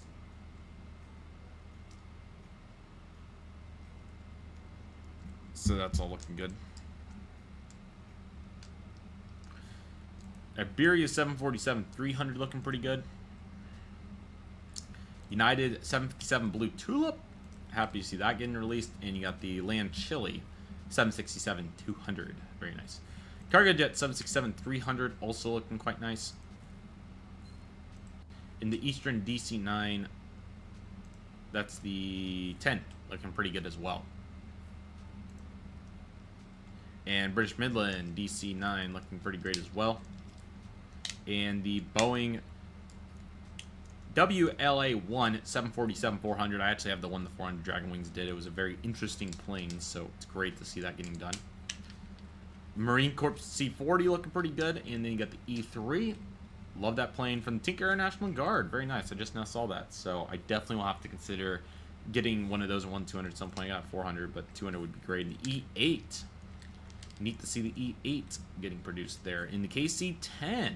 Would love to get a KC-10 sometime. It came to Tulsa once 10 years ago and did a bunch of touch-and-goes for about 3 hours, and I was in high school. So Cathay Pacific Special. Very nice. And now for JC Wings, you got the F-16 Ukraine Air Force. That is a neat release. And then you have the silver Starlux A350, flaps up, flaps down. The gold, flaps up, flaps down. Condor Bluetail A320. What do we think, chat? Give me some messages so make sure that my stream's working. 767-400 here for the house, looking pretty good. And the Junior Air 738. Look at that nose landing gear door. Whew, that is solid. There we go. Yes, Dreamliner fan remembers the KC-10. And I think the French Air Force in space has an E3. That's very nice. With the newer CFM engines. Which engines do you prefer on the E3, guys? Virgin Atlantic 747. Looking pretty good. Swiss 333. It's looking pretty good. And then you have the 100-year Indonesia 739. It's looking pretty great. And then you got the 777-9 Fantasy from ANA. That looks very much like an AI render. And I know JC Wings has used AI, which is not a problem, of course. I just, you can tell pretty quick. I think it is, but regardless, it's very accurate. So it doesn't matter regardless if it is or isn't. It looks pretty good, so that is definitely interesting. And then you got the 738 right here with another big door. Starlux with Delta deliveries. It's a really cool scheme, so I'd like to get it sometime. MD-90 for China Eastern looking pretty good with the V2500 on the engine title there. That's cool. ATR for British Airways. 743 for Swiss Air. And the 777-9 again for ANA. And this one as well, with virtually no difference besides one thumbs X. I don't know if it means flaps down or what. 222 for Singapore. You never get too many of these. I actually have one in 1-200 from JC. You got the Cargo Lux 50 years. SAS 80th anniversary. That one looks really nice. They actually did a good job on that. I would like to get that. I saw it. Air India 788. That is another very nice AI render. It appears. It just is. The proportions are just a touch off. But regardless, it looks pretty good. And then you got the General Electric 747. And again, maybe they're not, but man, they're really good if they are. I have to admit, they are fantastic if they are. J Fox 1200. You got the Lufthansa A320 Neo. And you got the bottom one there too. Playboy DC9 Gold. What the heck is going on with that? That is just whack. I'll let everybody make their verdict on that one. Singapore Airlines Concorde. That looks really nice from KJ Models. They're only released that month. You got the Hong Kong Jet Comac C199. Looking pretty good. And then all of what NG released, we've made the video on it, so check it out. It was solid in 1-200, 1-400, but what can we say? And a bunch of delays. And that's pretty much going to be the entire release. We do have these two military F4s. Is that what these were? The Salt Vanguard 2000. And then we have Phoenix to finish it out, it looks like. Singapore A300s, National A330, Lufthansa A350, FedEx 157.6 again, Cathay 80 years, 333, Lufthansa 789. You got the SAS 80 years again, so great to see all these. Edelweiss A350, Ryanair Max 8200. I would like to get one of these at some point. China Cargo 777 freighter, Shanghai Museum. Kind of cargo, Etihad 80, Saudia 80 years, 333, Tide 333, Air India 789, Scoot 787-9, Illusion 62M, SQ Wings, J10, very nice for 1-200, and you got this one, the J11, the Illusion, solid. You can see the landing gear though, but I mean that's solid. This is where they really shine. 747-100 for Iberia. That is a really solid model. 13 likes, guys. If you just joined, don't forget to like. Let's go see if we can accomplish the incredible number. And what's going on, Lucas? Hope you're doing great. Thank you so much for joining. Hope that you are very well. Hopefully you'll get to see us land at Phoenix here in a minute. Iberia 747 Classic 300, excuse me. That was the 300. Malaysia A380, very nice model as well. I got the 1-400, and then you got the 100 sticker as well, which is placed here. 742 for Lufthansa Cargo. Multiples. They did the United 100 Years A321 Neo. That's great. It looks really good. I didn't know they did that. Good for SQ. Taking a bold move. 14 likes. Thank you all so much. We're working on 20. I think we have a real chance at getting very close, if not making 20 likes. So let's see if we can do it together, guys.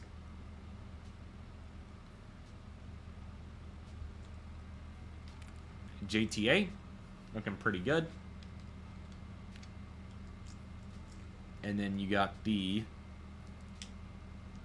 pink one, which is looking pretty good there as well. Very nice. Starlux A350. And then the gold KLM A350 again. And then for YY, got a couple Lufthansa A340s. They look very nice. So you got, oh, we were close, but not quite there. Let's see which ones we had. Zulu, Hotel. So you got flaps up, flaps down, flaps up, flaps down. It's just their philosophy. VC25 and 1-400 again. We'll see what the livery is. Probably the old one, though. US Air Force C40 and C17 to finish it out. So that was extensive, guys. Let me know which one your favorite was. That was a bunch of planes. So let me take a talking break for a moment. What all do you have in the chat? Tell me what you got in the chat. I would love to hear so I can breathe.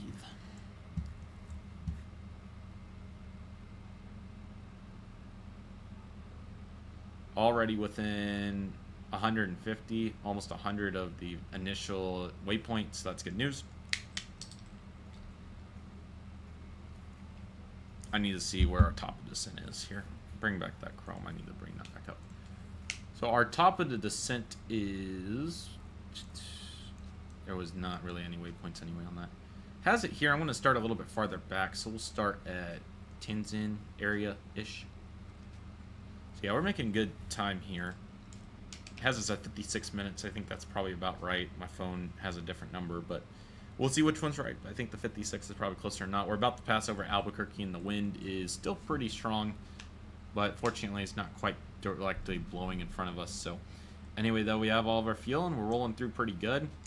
It's probably a little bit longer of a cruise right then. If we could have descent right there, that probably would have been about right. So really, it's that hour and a half flight range that's probably a little bit better. This one's a little bit longer than what I probably normally would like to do. I think the total of 2 hours is about right. This is going to be close to 2.5.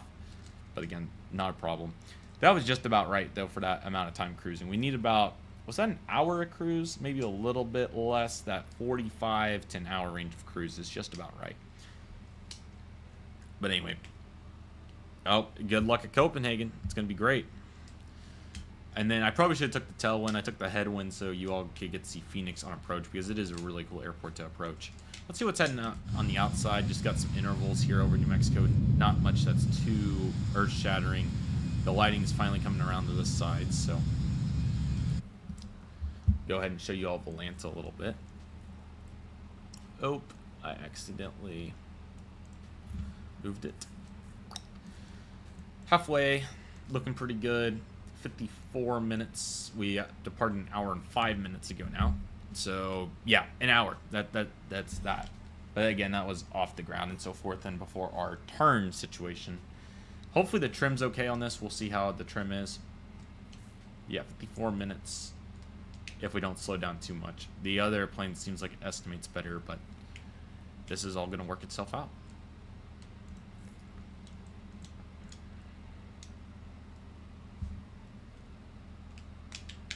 But yeah, what does everybody else have? Let me know. Descent coming here in a handful. Probably at some point sooner than later. Last night I got way too slow on the approach. I never was at risk of stalling, but just it dragged on forever because I got way too low, way too quick. And I just descended way too early. So now I got to balance it out, because my first time I was way too high, coming into Phoenix, I think, actually. And my second time I was way too low. So now we will just get with the flow. And if we're a little high and fast, we can fix that pretty easily.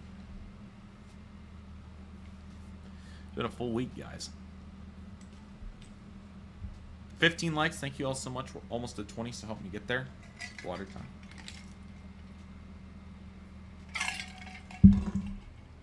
Glad I had that water there. I forgot that one was there. I already made it through all my sparkling water. Again, a little bit of a longer stream than what I think makes the most sense. About 2 hours is about the right number. So we will aim for that in the next one.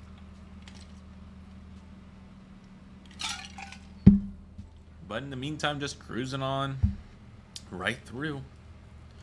Super chats, all the support greatly appreciated. And then yeah, it will be, it doesn't have it on here, but it's like right here where it starts our descent. Yeah, definitely. Does it say we're halfway on the top bar? On the, yeah, it says we're over halfway. I was gonna say this is over halfway progress for sure. So yeah, we'll be descending in like probably a little less than 30 minutes. We gotta turn on the air conditioner here, man. It's still really warm. There's not very good ventilation in the room. There's that one vent right there, but it is not world class. Let's make sure that you all are aware of Aviation Expo. I haven't got to show that here in a little bit, but there was a really nice newsletter that went out the other day. But anyway, taking place June 24th through 27th of 2027. Seattle is a huge success. If you all haven't checked out the full recap from that, definitely see here. It was just so awesome. But the vision definitely came to life. It was so much fun to put it together, guys. I had a great time. Let's take a look at all the information.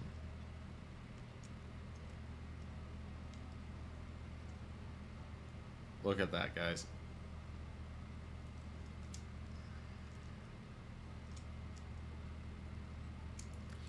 So much fun. Episode 2 in DFW. I hope all of you are able to make it. And then the tours, not just the beginning of the list of tours too. Just the beginning. It's going to be amazing. I hope that all of you are able to join us, because it is going to be way too much fun. Now my phone's almost fully charged. Let's get the iPad here. You gotta keep these devices up to speed, you know.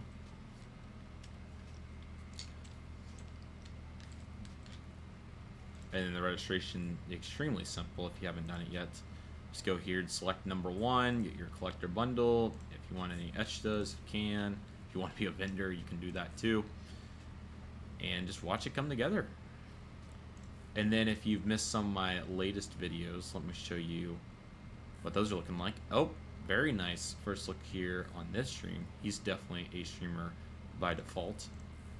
If I can show you all what my channel's been all about. You got this awesome SeaTac plane spotting, so check it out if you haven't already.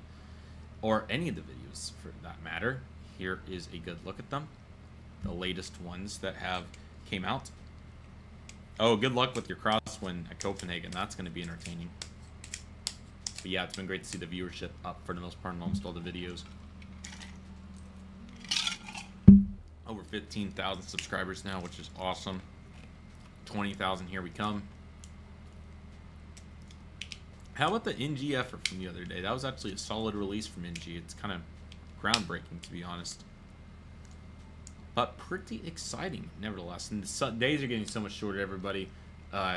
Sunset's already before 8 o'clock here, which is just happens so quick. But it is almost September 1st already, so I mean, to be expected. Summer just zoop, just went out and went bye-bye. But here it doesn't feel like summer's over yet. We already have the first week of September, looking at over 100 degrees, which is historic. Definitely close to the record-breaking. Labor Day being over 100 would be pretty incredible, but it's looking like that's a real possibility right now. Right now outside it's 93, which is already kind of insane for this. I mean, it's not, you know, unheard of, but that's a push, you know. So, and I got my fan here, just happily relaxing as the plane cruises through. Ooh, and then you got that status bar right over there telling you that we are working on Phoenix. We're getting there. We'll begin the descent process pretty soon, and we can do a high-speed descent to show you all what that looks like. There's an ERJ-175 to Cedar Rapids. Thank you all for the support on the real-life videos. The presentation's been more favorable for you all to be watching them, but even still, they've been much better viewed, which has been great. Along with the model videos, of course, holding their weight, as they always do. Especially the first Aviation Expo Day 1 vlog from a handful of weeks ago. That had a very strong performance, so I appreciate everybody's support. What do you all think? Let me know in the chat what you all think about that. That was a great thumbnail.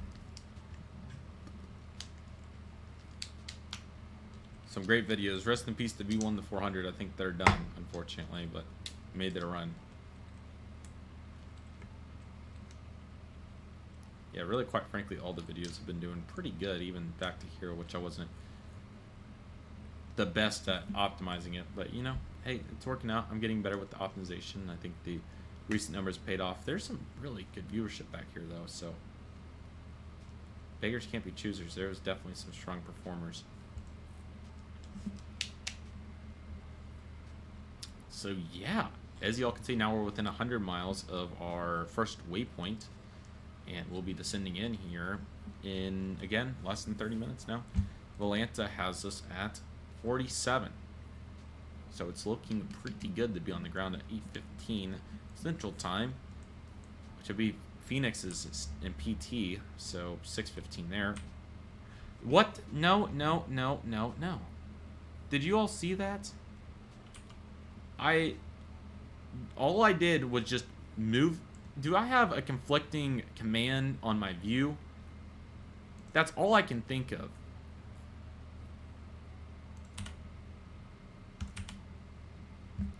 What the heck is this? What the... So this has been the problem. Gosh dang it, I don't even think we're level right now. No, we're not. Or maybe it's lining back up. So this has been the issue. The roll right has been the D command when all I wanted to do is move my view to the right. So I don't know what on earth this is about, but we are clearing that immediately. Makes me so mad, man. So stupid. Get rid of that. What the heck? Get it out of here. No, no, no, no, no, no, no. What the heck are you doing, plane? This is unacceptable. There we go. Okay. Well, I know what made us roll earlier. Oh, I'm sorry about your planer, man. It happens. No, plane. Fly straight ahead. Quit that. Quit. What the on earth are you doing? Quit. Stop. Stop it. Stop. What's the heck? No, I need to click A. Is that why? So that even itself out? What the heck is going on with this? Okay. Fly straight ahead. I'm not clicking any keys. Gosh dang it. This is so stupid.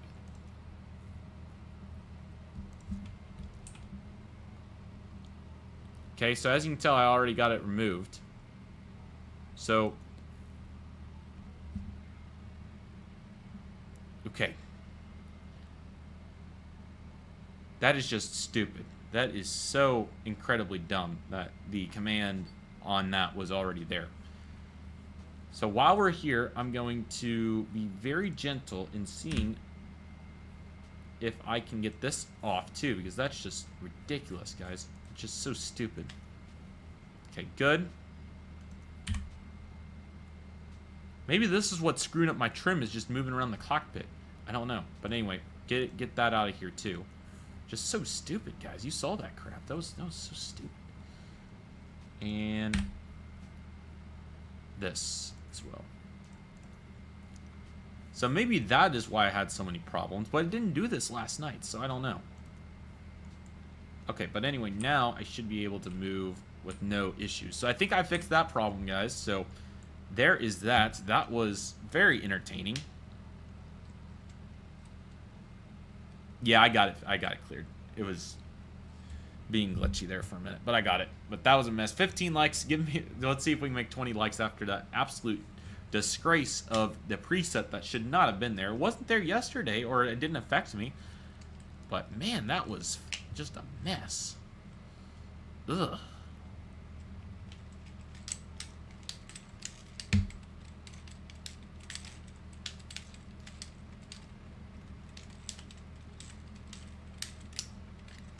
That was rough.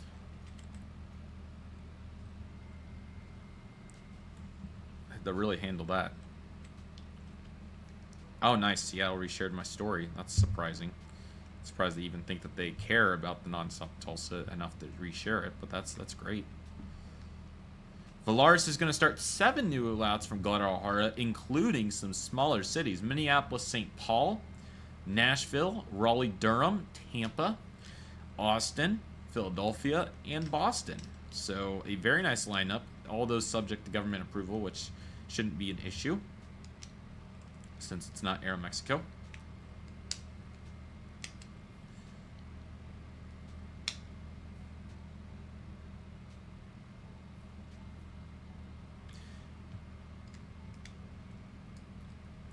Great to see my San Diego landing reel doing good that I voiceovered. I think people like voiceovers, so we're just going to keep on doing them.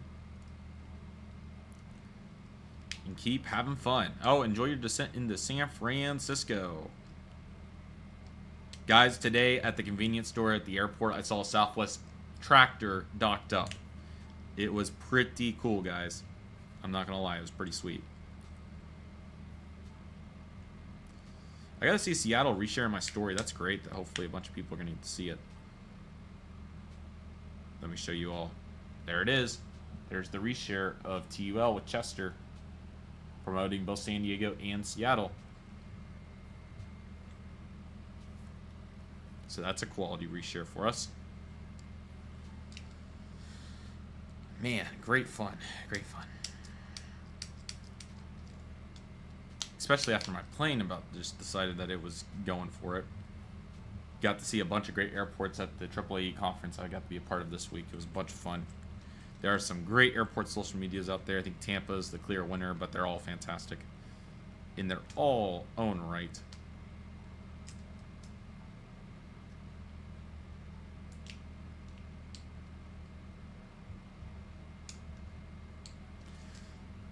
Oh man, it's been a full day. I'll be ready to rest.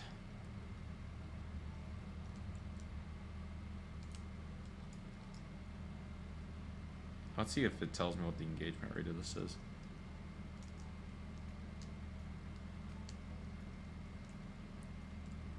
.2%. That's really good for 5,000 views. At this early on, 3 hours into post. Yeah, good luck into San Francisco, my friend. And let's take a look at Atlanta. 40 minutes, it says. Which sounds about right. This number is wrong. That number is also too late. These are just estimates. Yeah, Albuquerque's actually down below maybe, so let's see if we can see the Sunport. And there it is, right... it should be like right somewhere in there. We need to do Albuquerque Sun. There it is, the Albuquerque Sunport International Airport. While the quality isn't very good from this high up, that is the Sunport. And that, everybody, is where my first ever reoccurring model airport series was, even before Tulsa. Why the Sunport won, I don't know. It was just probably ironic that I was traveling there and I was like, this would be a great airport to make a model of. And to this day, it is that airport. Next update will be a week from tomorrow. And it will be the first airport to make the big 100 airport update number, which will be a big accomplishment for the channel. Will we get to 100 Microsoft Flight Simulator streams? I think it is very possible that we do. Yeah, if we weren't so close, I'd say we'd go ahead and already edit some thumbnails and all that. But we already did our cruise activity. This segment just ended up being a little bit longer than what I was anticipating, but that is a-okay. So that's where American might get the win again next week, even though I prefer to do United. But San Francisco is just too short. It ain't going to be a long enough flight to justify it. Well, we'll do Phoenix. Actually, what we might do is, I wish Kyle was here so I could tell him, but we might put it on the shelf for a couple of weeks, come back to it so that we can balance out American, and we might do, Delta on the CFM in the Key West from Atlanta. That would be a test. Or maybe I should give myself at least a runway to work with before I put it crazy to the test, since I'm remaining to learning the planes right now. So, time will tell. But anyway, it's looking pretty good. So our descent waypoint is this one right here. So that's going to be the one that we use. But anyway, it's looking pretty good. Let's see. I think it's that one. So we'll start seeing it. We're almost to the 50-mile mark. We're getting close. I'm going to put the plane to the test. I can recover it if it decides to have a fit with the obvious issues that I have had. It will open and close the door, but we won't close and open the windows, huh? Got the Ember E2 ads in there, which is kind of funny. But guys, I think we're going to have better luck moving around the plane this time.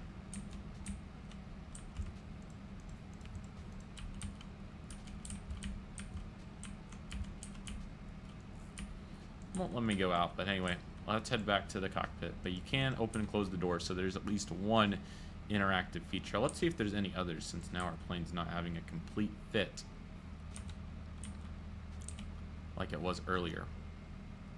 And since we're here, very random, but I didn't want to forget because we're already here. I don't think it's armed, but it's fine. Then auto brake on this aircraft right here.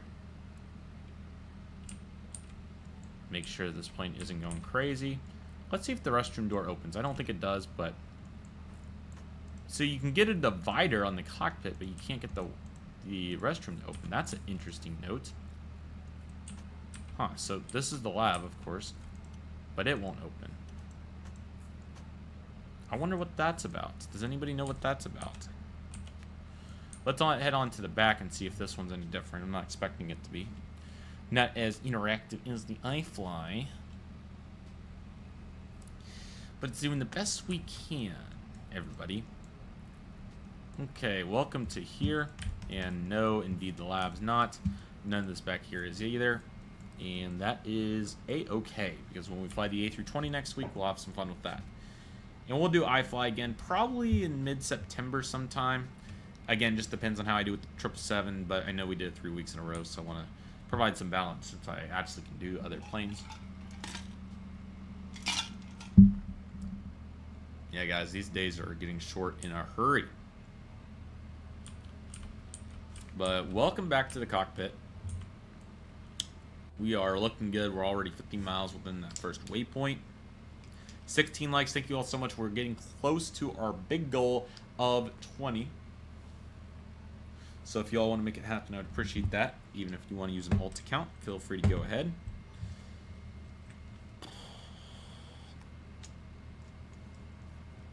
Why does YouTube make the quality of the thumbnails so bad on the live streams only? I don't know. But at least they're good afterward.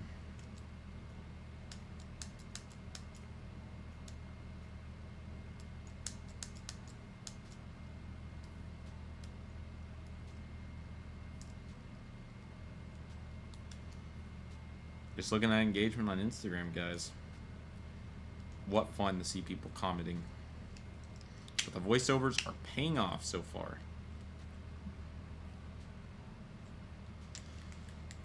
Super Chat donations, all greatly appreciated, guys.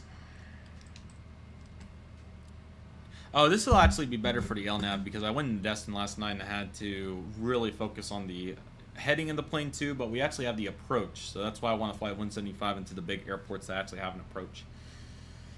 So that will be a huge help. And now all I'll really have to focus on is the actual altitude itself. Let me stand up here real quick. Man, workout, guys. No, I'm just playing. Not a workout, but man. It is so much fun. So fun that I gotta stand up. I need to get a desk that I can stand up and stream at. That would be pretty fun. So, yeah.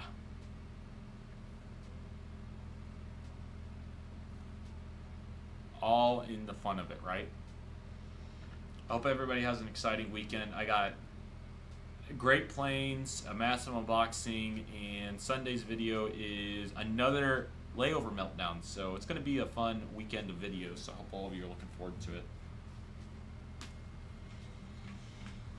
Oh, gosh, man. Again, full day. Haven't got to sleep long enough, but that will change tonight, hopefully. Just get distracted, so much happens, and then boom, it's already midnight. I'm like, great. Coffee does its magic, ladies and gentlemen. It's a very powerful asset. Just don't abuse it unless if you really need to. I intend not to tomorrow. Today was an exception.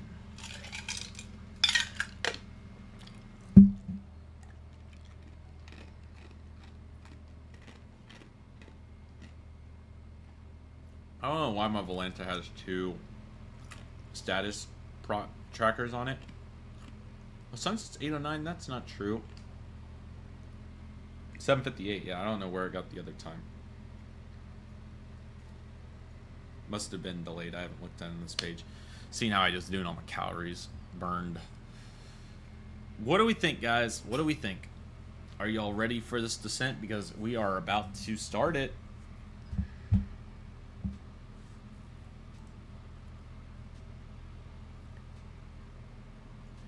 32 minutes now until it is time to land. 8:15 is looking pretty good right now.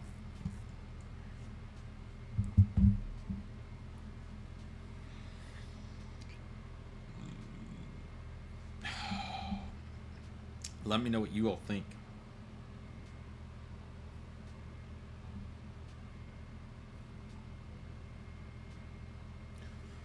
Getting that next stretch in.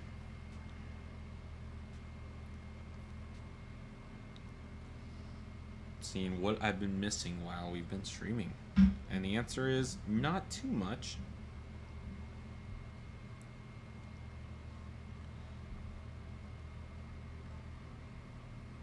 Oh, here's a chat right here. now I have switched to a different flight from Athens to, let's see if I can say this right, Tisbis, Georgia? The country, not the United States. Interesting. I didn't even know that was a country. Well, thank you for educating me. That is really good to know.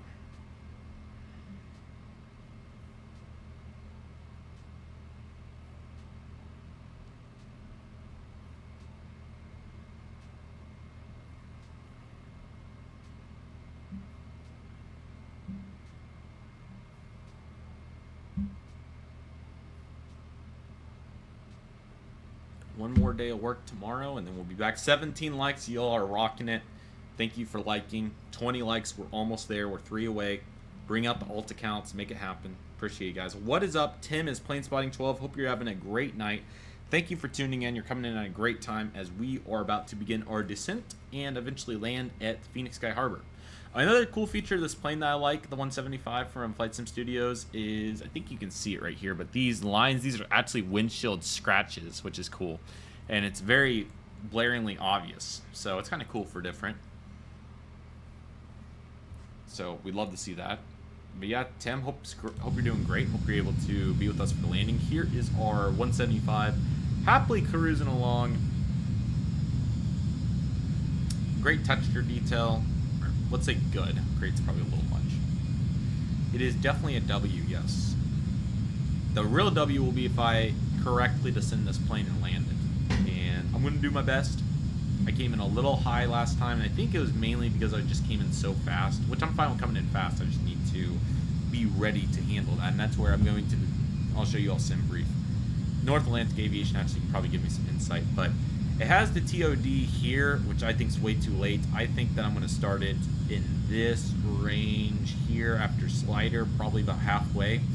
And if I come in a little high, fine, but it's saying 34,000, start your descent here, which I don't see it. So it has you down to 4,500 here, which is actually a little high. I think you're supposed to be like 3,000 right there. I don't know why it's at 45. That seems high to me. But anyway, we have the step down, so I have some references. So, which, I mean, you know, they're helpful. I think 45 there is just a little high. Oh, sorry, I thought that was AGL, sorry. So 45 would really be 45,000, 3,600. So that's actually probably right. So we really need to aim. I still think this is too late. I mean, it doesn't have a rate, but at -3 degrees, I just don't see the plane at the speed I'm going. The auto throttle works off of typically being good there. So I'm going to start here, and if I need to level off and do -2.5, I'll do it. But I think right here where Snowflake is probably the best place to begin. Sometime in the future, you should do a flight from Midway to Buffalo on the Southwest. I like that route, Midway to Buffalo. It's a little short, but we were just talking about the lengths of these routes. Yeah, I can definitely do Southwest. Midway would be a fun landing. So, yeah, maybe we'll do that. And then Buffalo has the scenery too. So, I like it. A little upstate New York action in there. Though Syracuse may be a little bit bummed out that I didn't do Syracuse, but I can do Syracuse at some point too.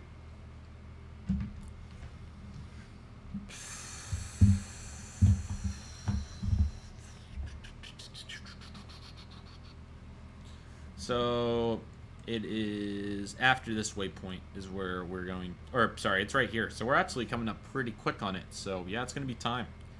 I think the 8:15 estimate's probably about right.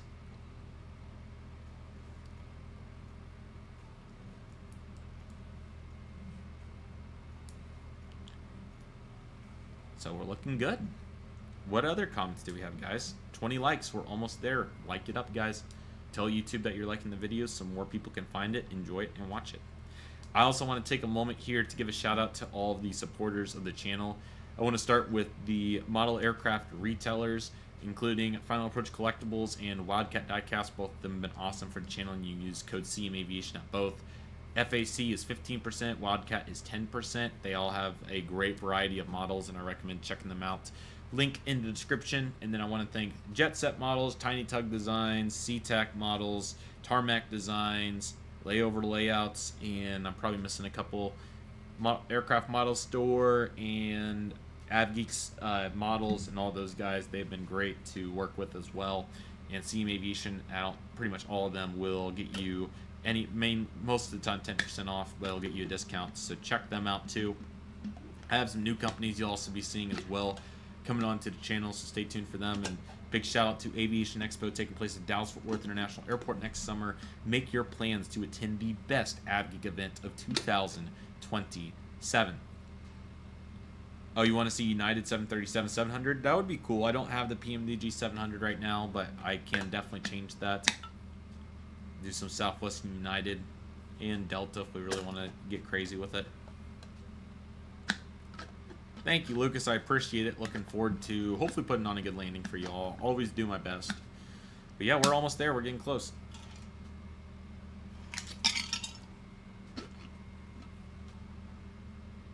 So this is going to be a bunch of fun. 26 minutes, and then it's down to 37 minutes on the Volanta app on my phone, so it's catching up. But yeah, this is going to be entertaining, guys. The wind is less now, so it'll be less and less as we start to descend in. We might even catch a little bit of the tail as we start to come in. It'll be more of like at an angle, but we might catch a little bit of it as the tailwind as we start to descend on in. Again, we're going to start our descent here, but we'll pretty much be there in like 5 minutes, so not very far. Just 180 nautical miles from the airport now. So this is going to be great. I came in from Tulsa. We started over in Tulsa if you skip back in the stream, and also my header up there from Atlanta also shows the Tulsa departure as well. And you missed a couple of crazy banks, and my plane wanted to go off the rails a couple times. Fortunately, we saved it. Yes, I am one of the 3 founders of Aviation Expo. Alongside myself, we got Chris Slimmer and Steve Cosgrove, and both of which have impressive portfolios. Chris, very knowledgeable on what it takes to run a successful aviation event, and Steve as well has been a participant in many aviation-related activities. So, great crew to work with. They've been fantastic, and you will see more and more of them in the future. Hope to interview both at some point. Steve does TV interviews all the time. And then you have Chris, who is very good at talking both on and off the cameras. So, yeah, looking great. But yeah, be sure to tell all your friends that we're about to land at Phoenix here in a minute. And then let's see if it does the bank by itself. That should be coming up like any time. 5, 4, 3, 2, 1. What did I tell you guys? And there is the bank as we start to work it into Phoenix. So we have began the technical arrival sequence, and then we'll begin the descent here as well pretty soon.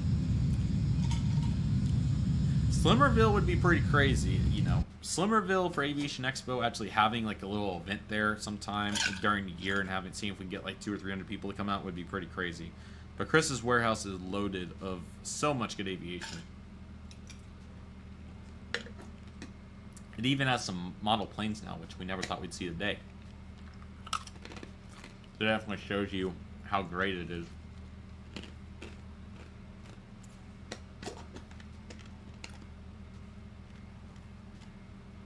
So looking good here, guys. We'll, of course, begin the descent here in a minute. I'm going to use the restroom real quick so I can have as focused of a landing as I can. Give me about 1 minute.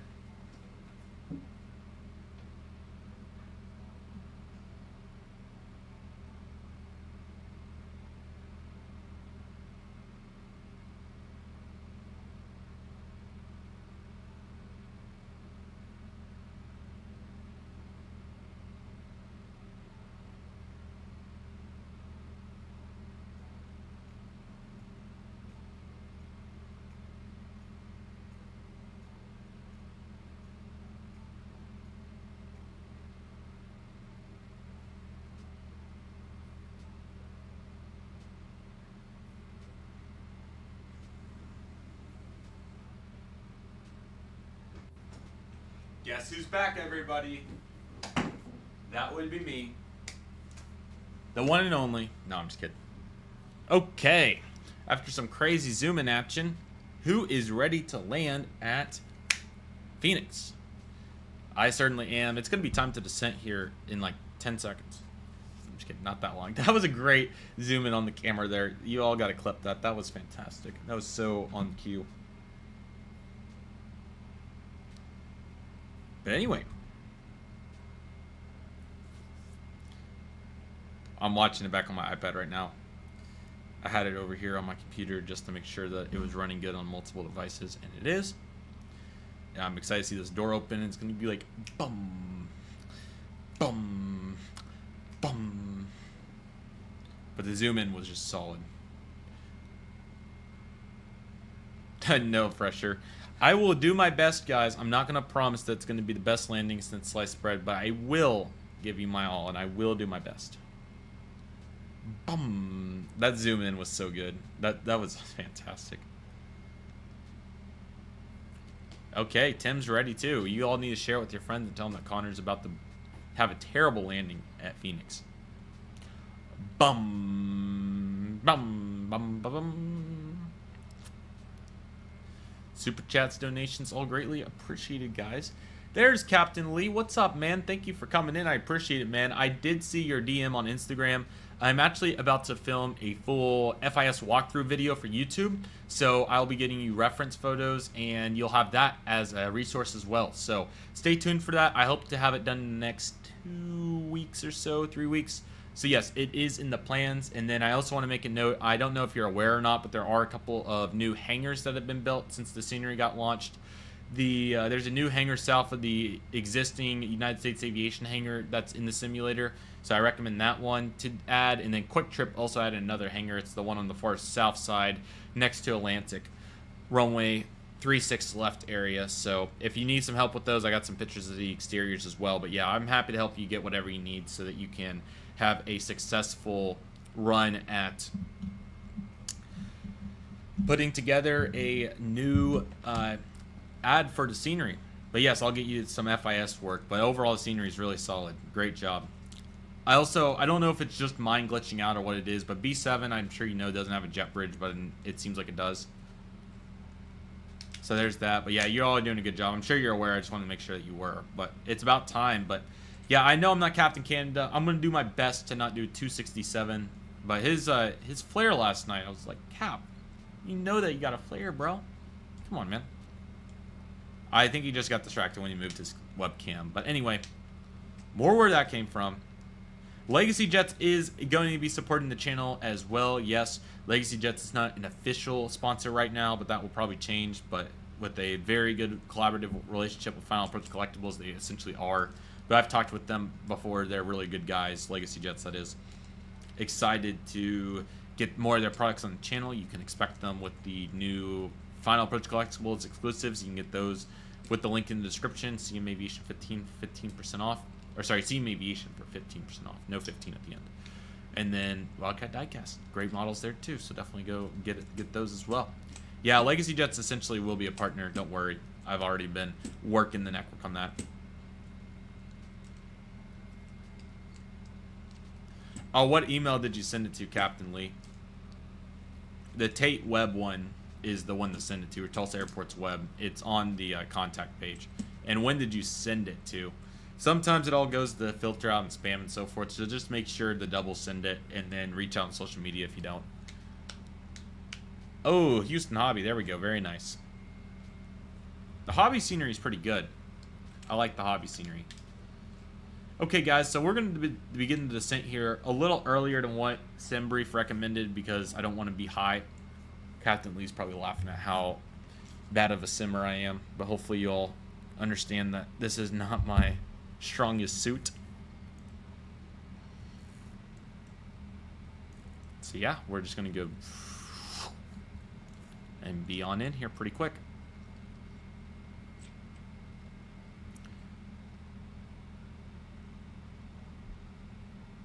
Oh yeah, be sure to check the email and be sure that it didn't go to spam. Make sure it's sent off from your side. I'm sure it did, but always good to double check.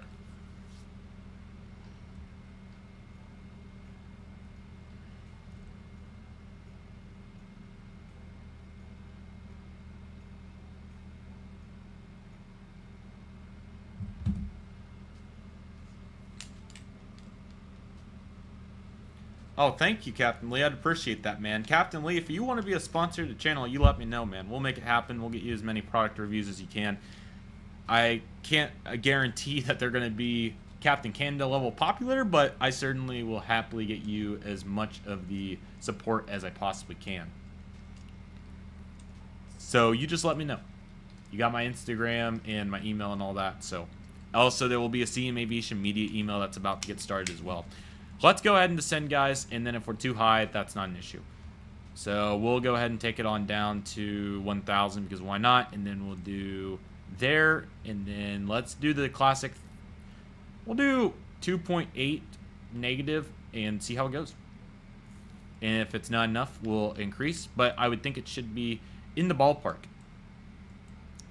The descent has begun, everybody. Oh, I'm looking forward to that, Captain Lee. That's going to be really good. We'll have to let Chris Slimmer know that I'm on the live stream, so let me go ahead and mute real quick and let him know, and I'm going to tell him that we're going to call him back.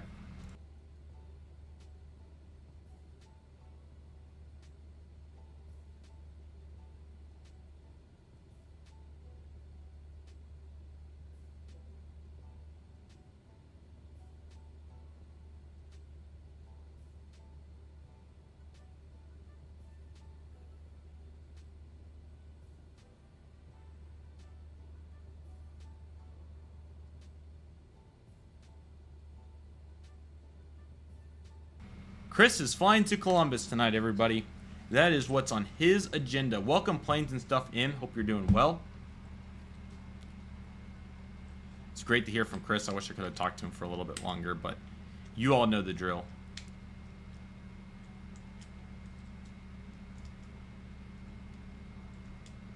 Oh, very nice, Tim. Hope that you get that plane in and hope that it's great. Hope you got to use CM Aviation as well in your discount code. That is fantastic.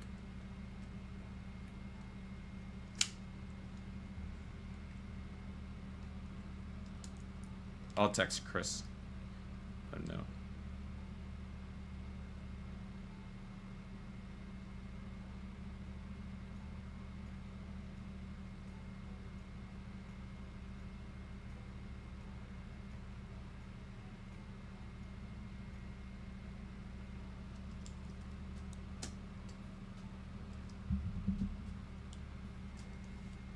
Oh yeah, did you like my streams from 3 years ago? Hopefully they're even better now. We are missing Dylan though, so that's unfortunate. But hopefully maybe we can get him on a phone call sometime to do a little cameo.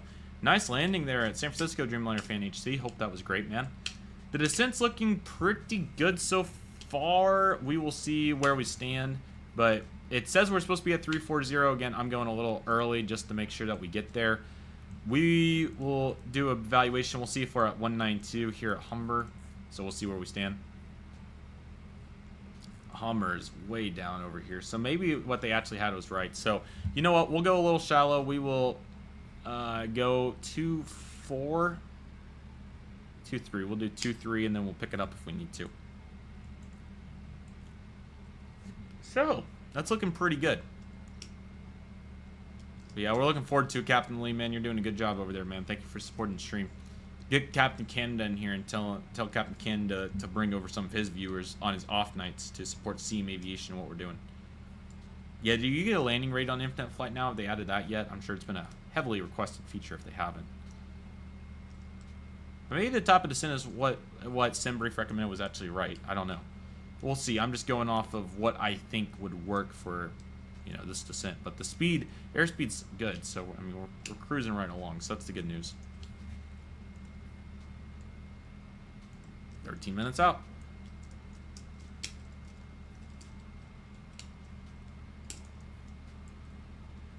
And then I got an 8:30 commitment tonight. So the conference call, that's probably what he was calling about. He's probably calling early before our conference call. So I will have to make this parking job very efficient.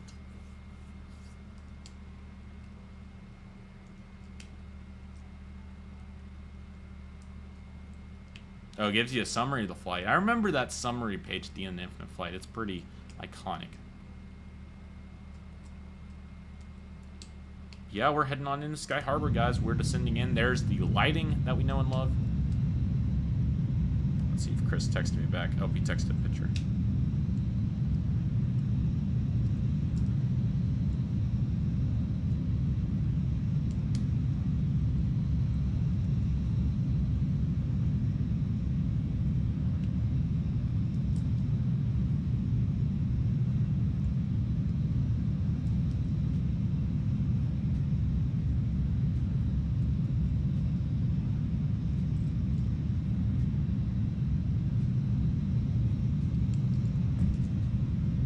And there's the bank right there, guys.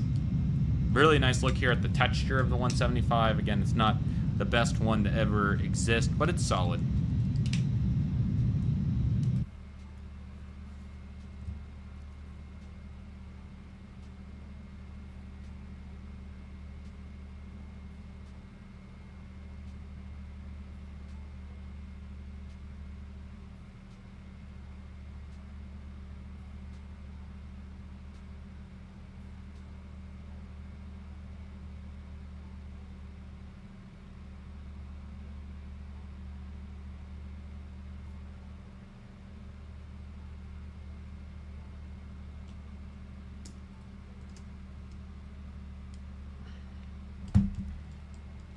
Okay, guys.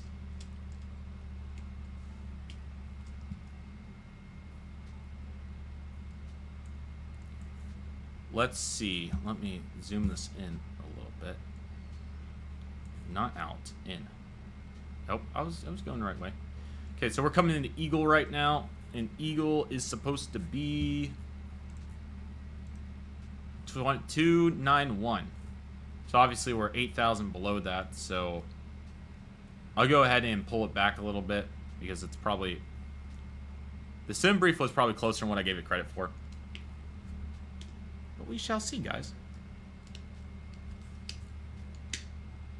Thank you, Lucas. Hope you have a great day, and hope we will see you for the next live stream. Take it easy, my friend. So yeah, there's the mountains. They're actually really higher up than I thought. Or else they're really low compared to what I've descended in the past because the other planes actually know what they're doing. But our airspeed is plentiful, so that's the good news. So we're not in a bad place by any means. Oh, turn off these airports. Yes, I've been wondering what I could do to get rid of those. There's so many. Tim, we're about 10 minutes, I would say. Let's see what SimBrief says. 11 minutes. We're about 10, 11 minutes out. We'll be landing at 8:19, probably maybe a few minutes before that.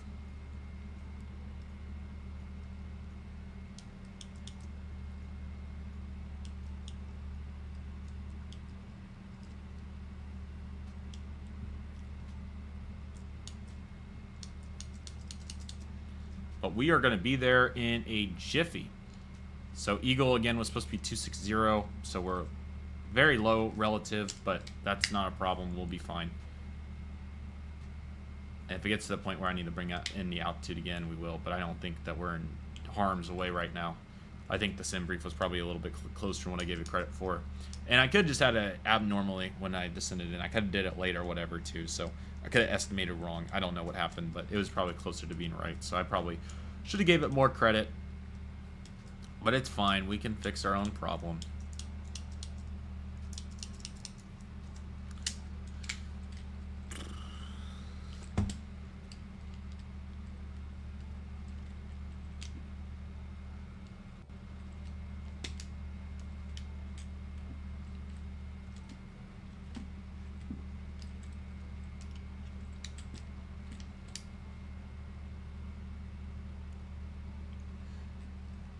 So are you saying how you find your transitions when you're making a sim brief? Is that what you're asking?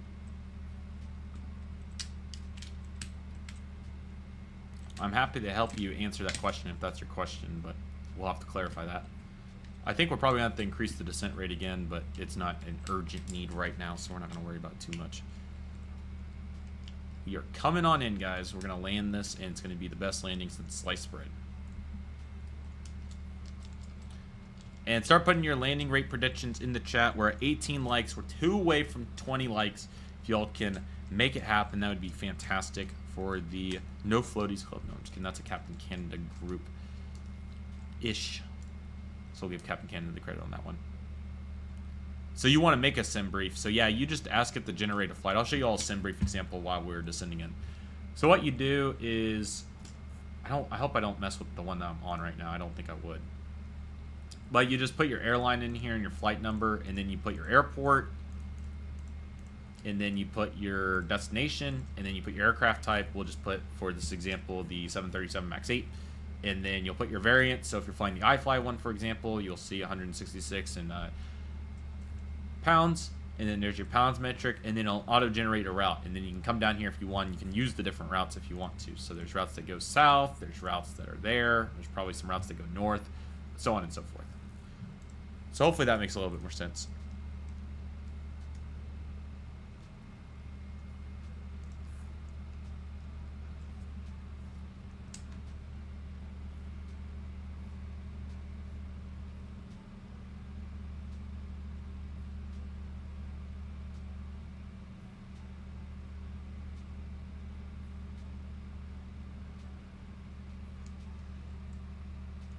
So yeah.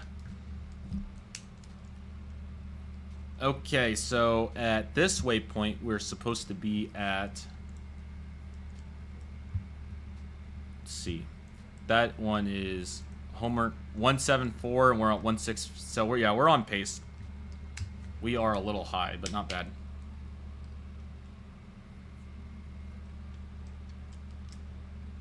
The landing transitions. So yeah, those are auto-populated, and you load those into the FMC when you're on the plane, right? So this isn't a very good example. The 737 is easier to learn it in, but you'll click arrival, and then it will show you your approach and start, and you can click the buttons on each associated FMC. I recommend looking up a YouTube tutorial, and you'll be able to load it. So runway 26, and with the ILS approach, and then the star is the Eagle 6 arrival with the zone transition. So you'll see it. You'll get it.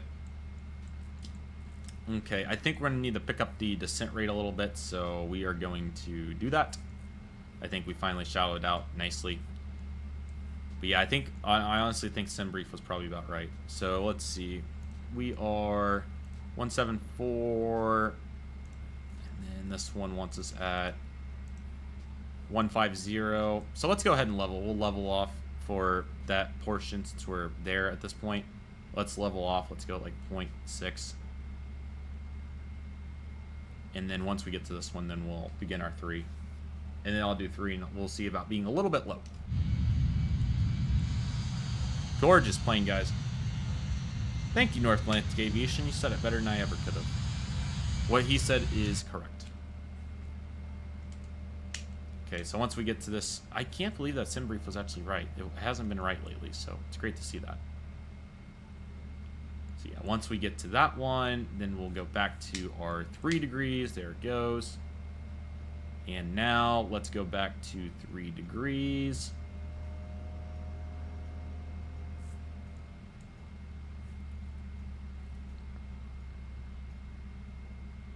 And I think this is actually going to work out for us. Now we are going a little fast, so I'm going to keep that in mind. But I'm going to test it from this waypoint on SimBrief to the next one that it has, which I guess I don't have that one in my flight plan. No, I don't. So the test is going to be to see if, well, where's that other one? Did you all see how that loads up? That one is the one where we're going to want to see where we are. There we're supposed to be at 4,100 is what it wants. So if we're at 4,100, it's worked at that waypoint. But we will see if we're there or if we're too high. If we're too high, we'll just drop some speed brakes and we'll be fine.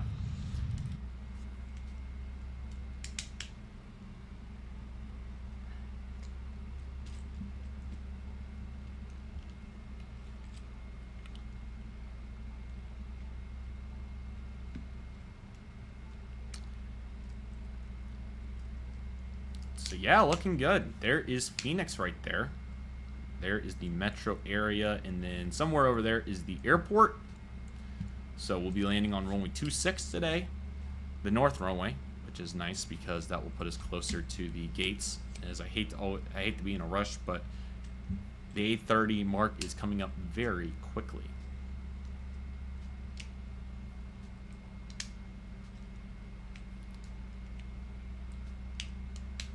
But I think that it's going to be on point. I think that it seems like 3 degrees is just a rapid descent, but it probably is just because we're at 280 knots.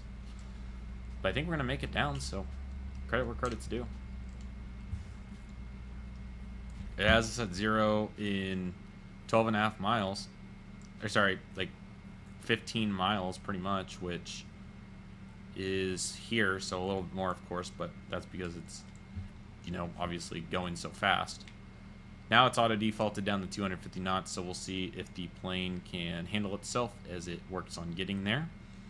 We'll add some flaps in as needed, but I'll let it come in fast and I'll take it over if needed. I feel like we're still a little high, but again, that's an easy fix if it comes to the point where I need to drop a bunch of flaps. But I'm going to remain patient with it.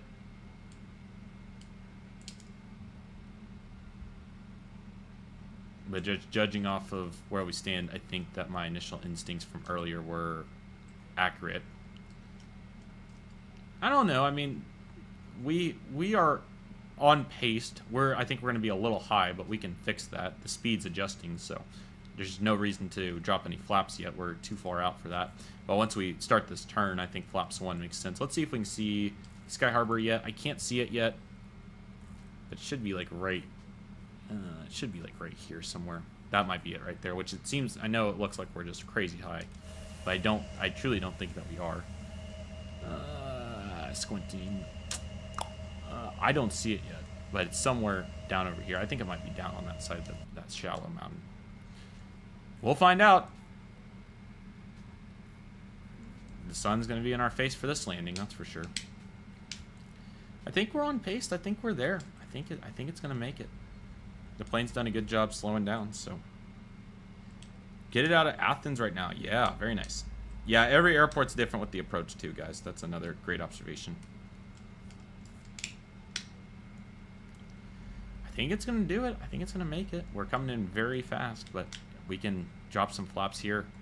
There's our turn, and then the runway is going to be down over there. So we're going to go ahead and drop a flap because we're going to have to at this point. We don't have a choice. No, no, no, no, no. We can't afford to do that. We have to descend. But as long as we have LNAV, I mean, I can take care of the rest at this point. Shoot. But I think it's just because of how fast it came in. But I'll take the blame for coming in fast. I'm kind of in a rush at this point. But we're going to make it, so it's fine.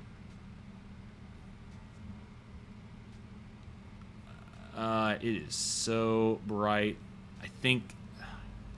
I can't see it, man. I can't see the runway right now.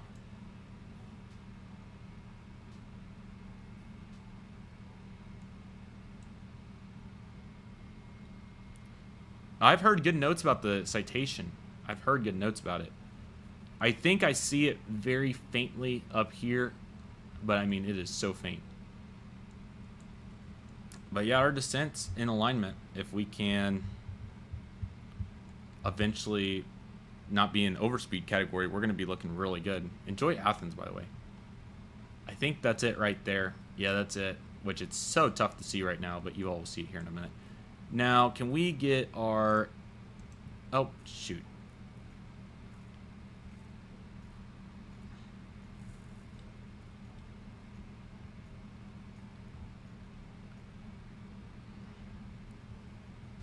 Oh, autopilot's not on, duh. No wonder it's not descending properly.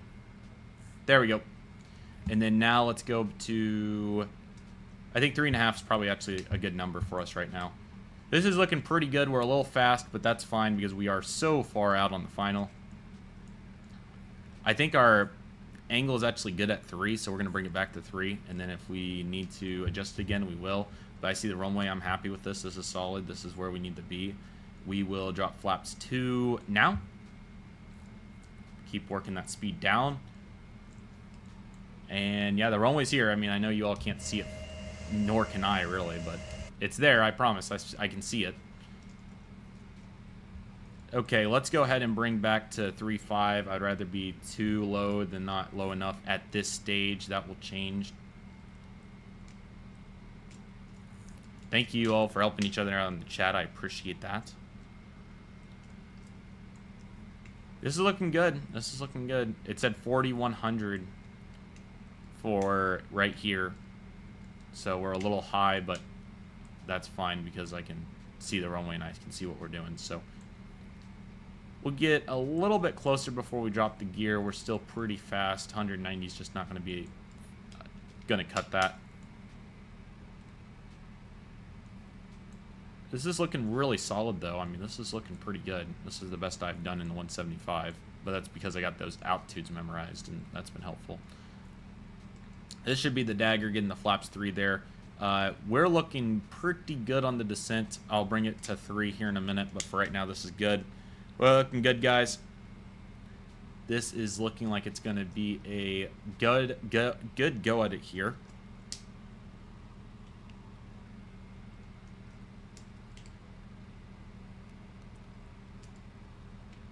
And then once it looks like we're about to level out on the runway, I will... Yeah, I see 1 red dot. So let's see. Can I get that in the frame here to where I can see when it's 2 red? We'll drop the gear here in just a second. Still a bit high, but we're at 3.5 degrees, so this is fine for now. Sorry for not changing the sun today, guys. I kind of fumbled that myself. I think we're to the point where we can bring this back up to 3. I think we've made it to that point. And then we're going to bring the gear. And this is looking like a landing, guys. Let's bring flaps 4, which is this one, right? Yep, flaps 4. We'll just do 4. I don't think we need any more than that. We probably could go 5. We'll see how fast we're coming in. If I feel like we need more speed, we will take it. But we're a bit high, so we might introduce 3.3 to the lineup. This is looking pretty good, guys. If my trim doesn't mess up like it did last night, we have a real chance at a good landing. Drop your landing rates in the chat. I would love to hear it.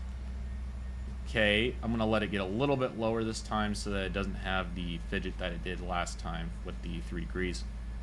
So I think that's going to do it right there, guys, and we're about to land. And I'm going to be a little biased and take medium today because I need to get to that gate. But I'm going to make it on time. Flight ended up having a little bit more of a headwind than what I anticipated, but that's all good. And I feel like I feel like we're about to get too low, but I think it's just an illusion. I think I just got to trust it. Let the plane fly in itself. I'll disconnect it here in a minute and land. And then I need to make sure that I have my auto throttle and autopilot. But this is looking good. I mean, I feel like we're coming in low, but we're really not. I'm just letting the plane take care of itself and letting it do what it needs to do. I need to get a replay mod installed, everybody I know. This is where we need to be. This is the best 175 approach I've had. It's a little windy, but not bad. The plane's just being overly sensitive. I'm going to bring up my throttle to 50% so that it can match what it is. I'm going to take it a little early, guys. I'm going to take it a little earlier than what I normally would, just to make sure that we have a good grip on it. But this is looking very solid. Probably got a little early with it, but that's okay. What the real problem is that we're dropping. There we go. That's better. But it's just an illusion. You just got to let the plane come down. There we go. Just let it start falling now. Can I get some volume for the call-outs? There we go.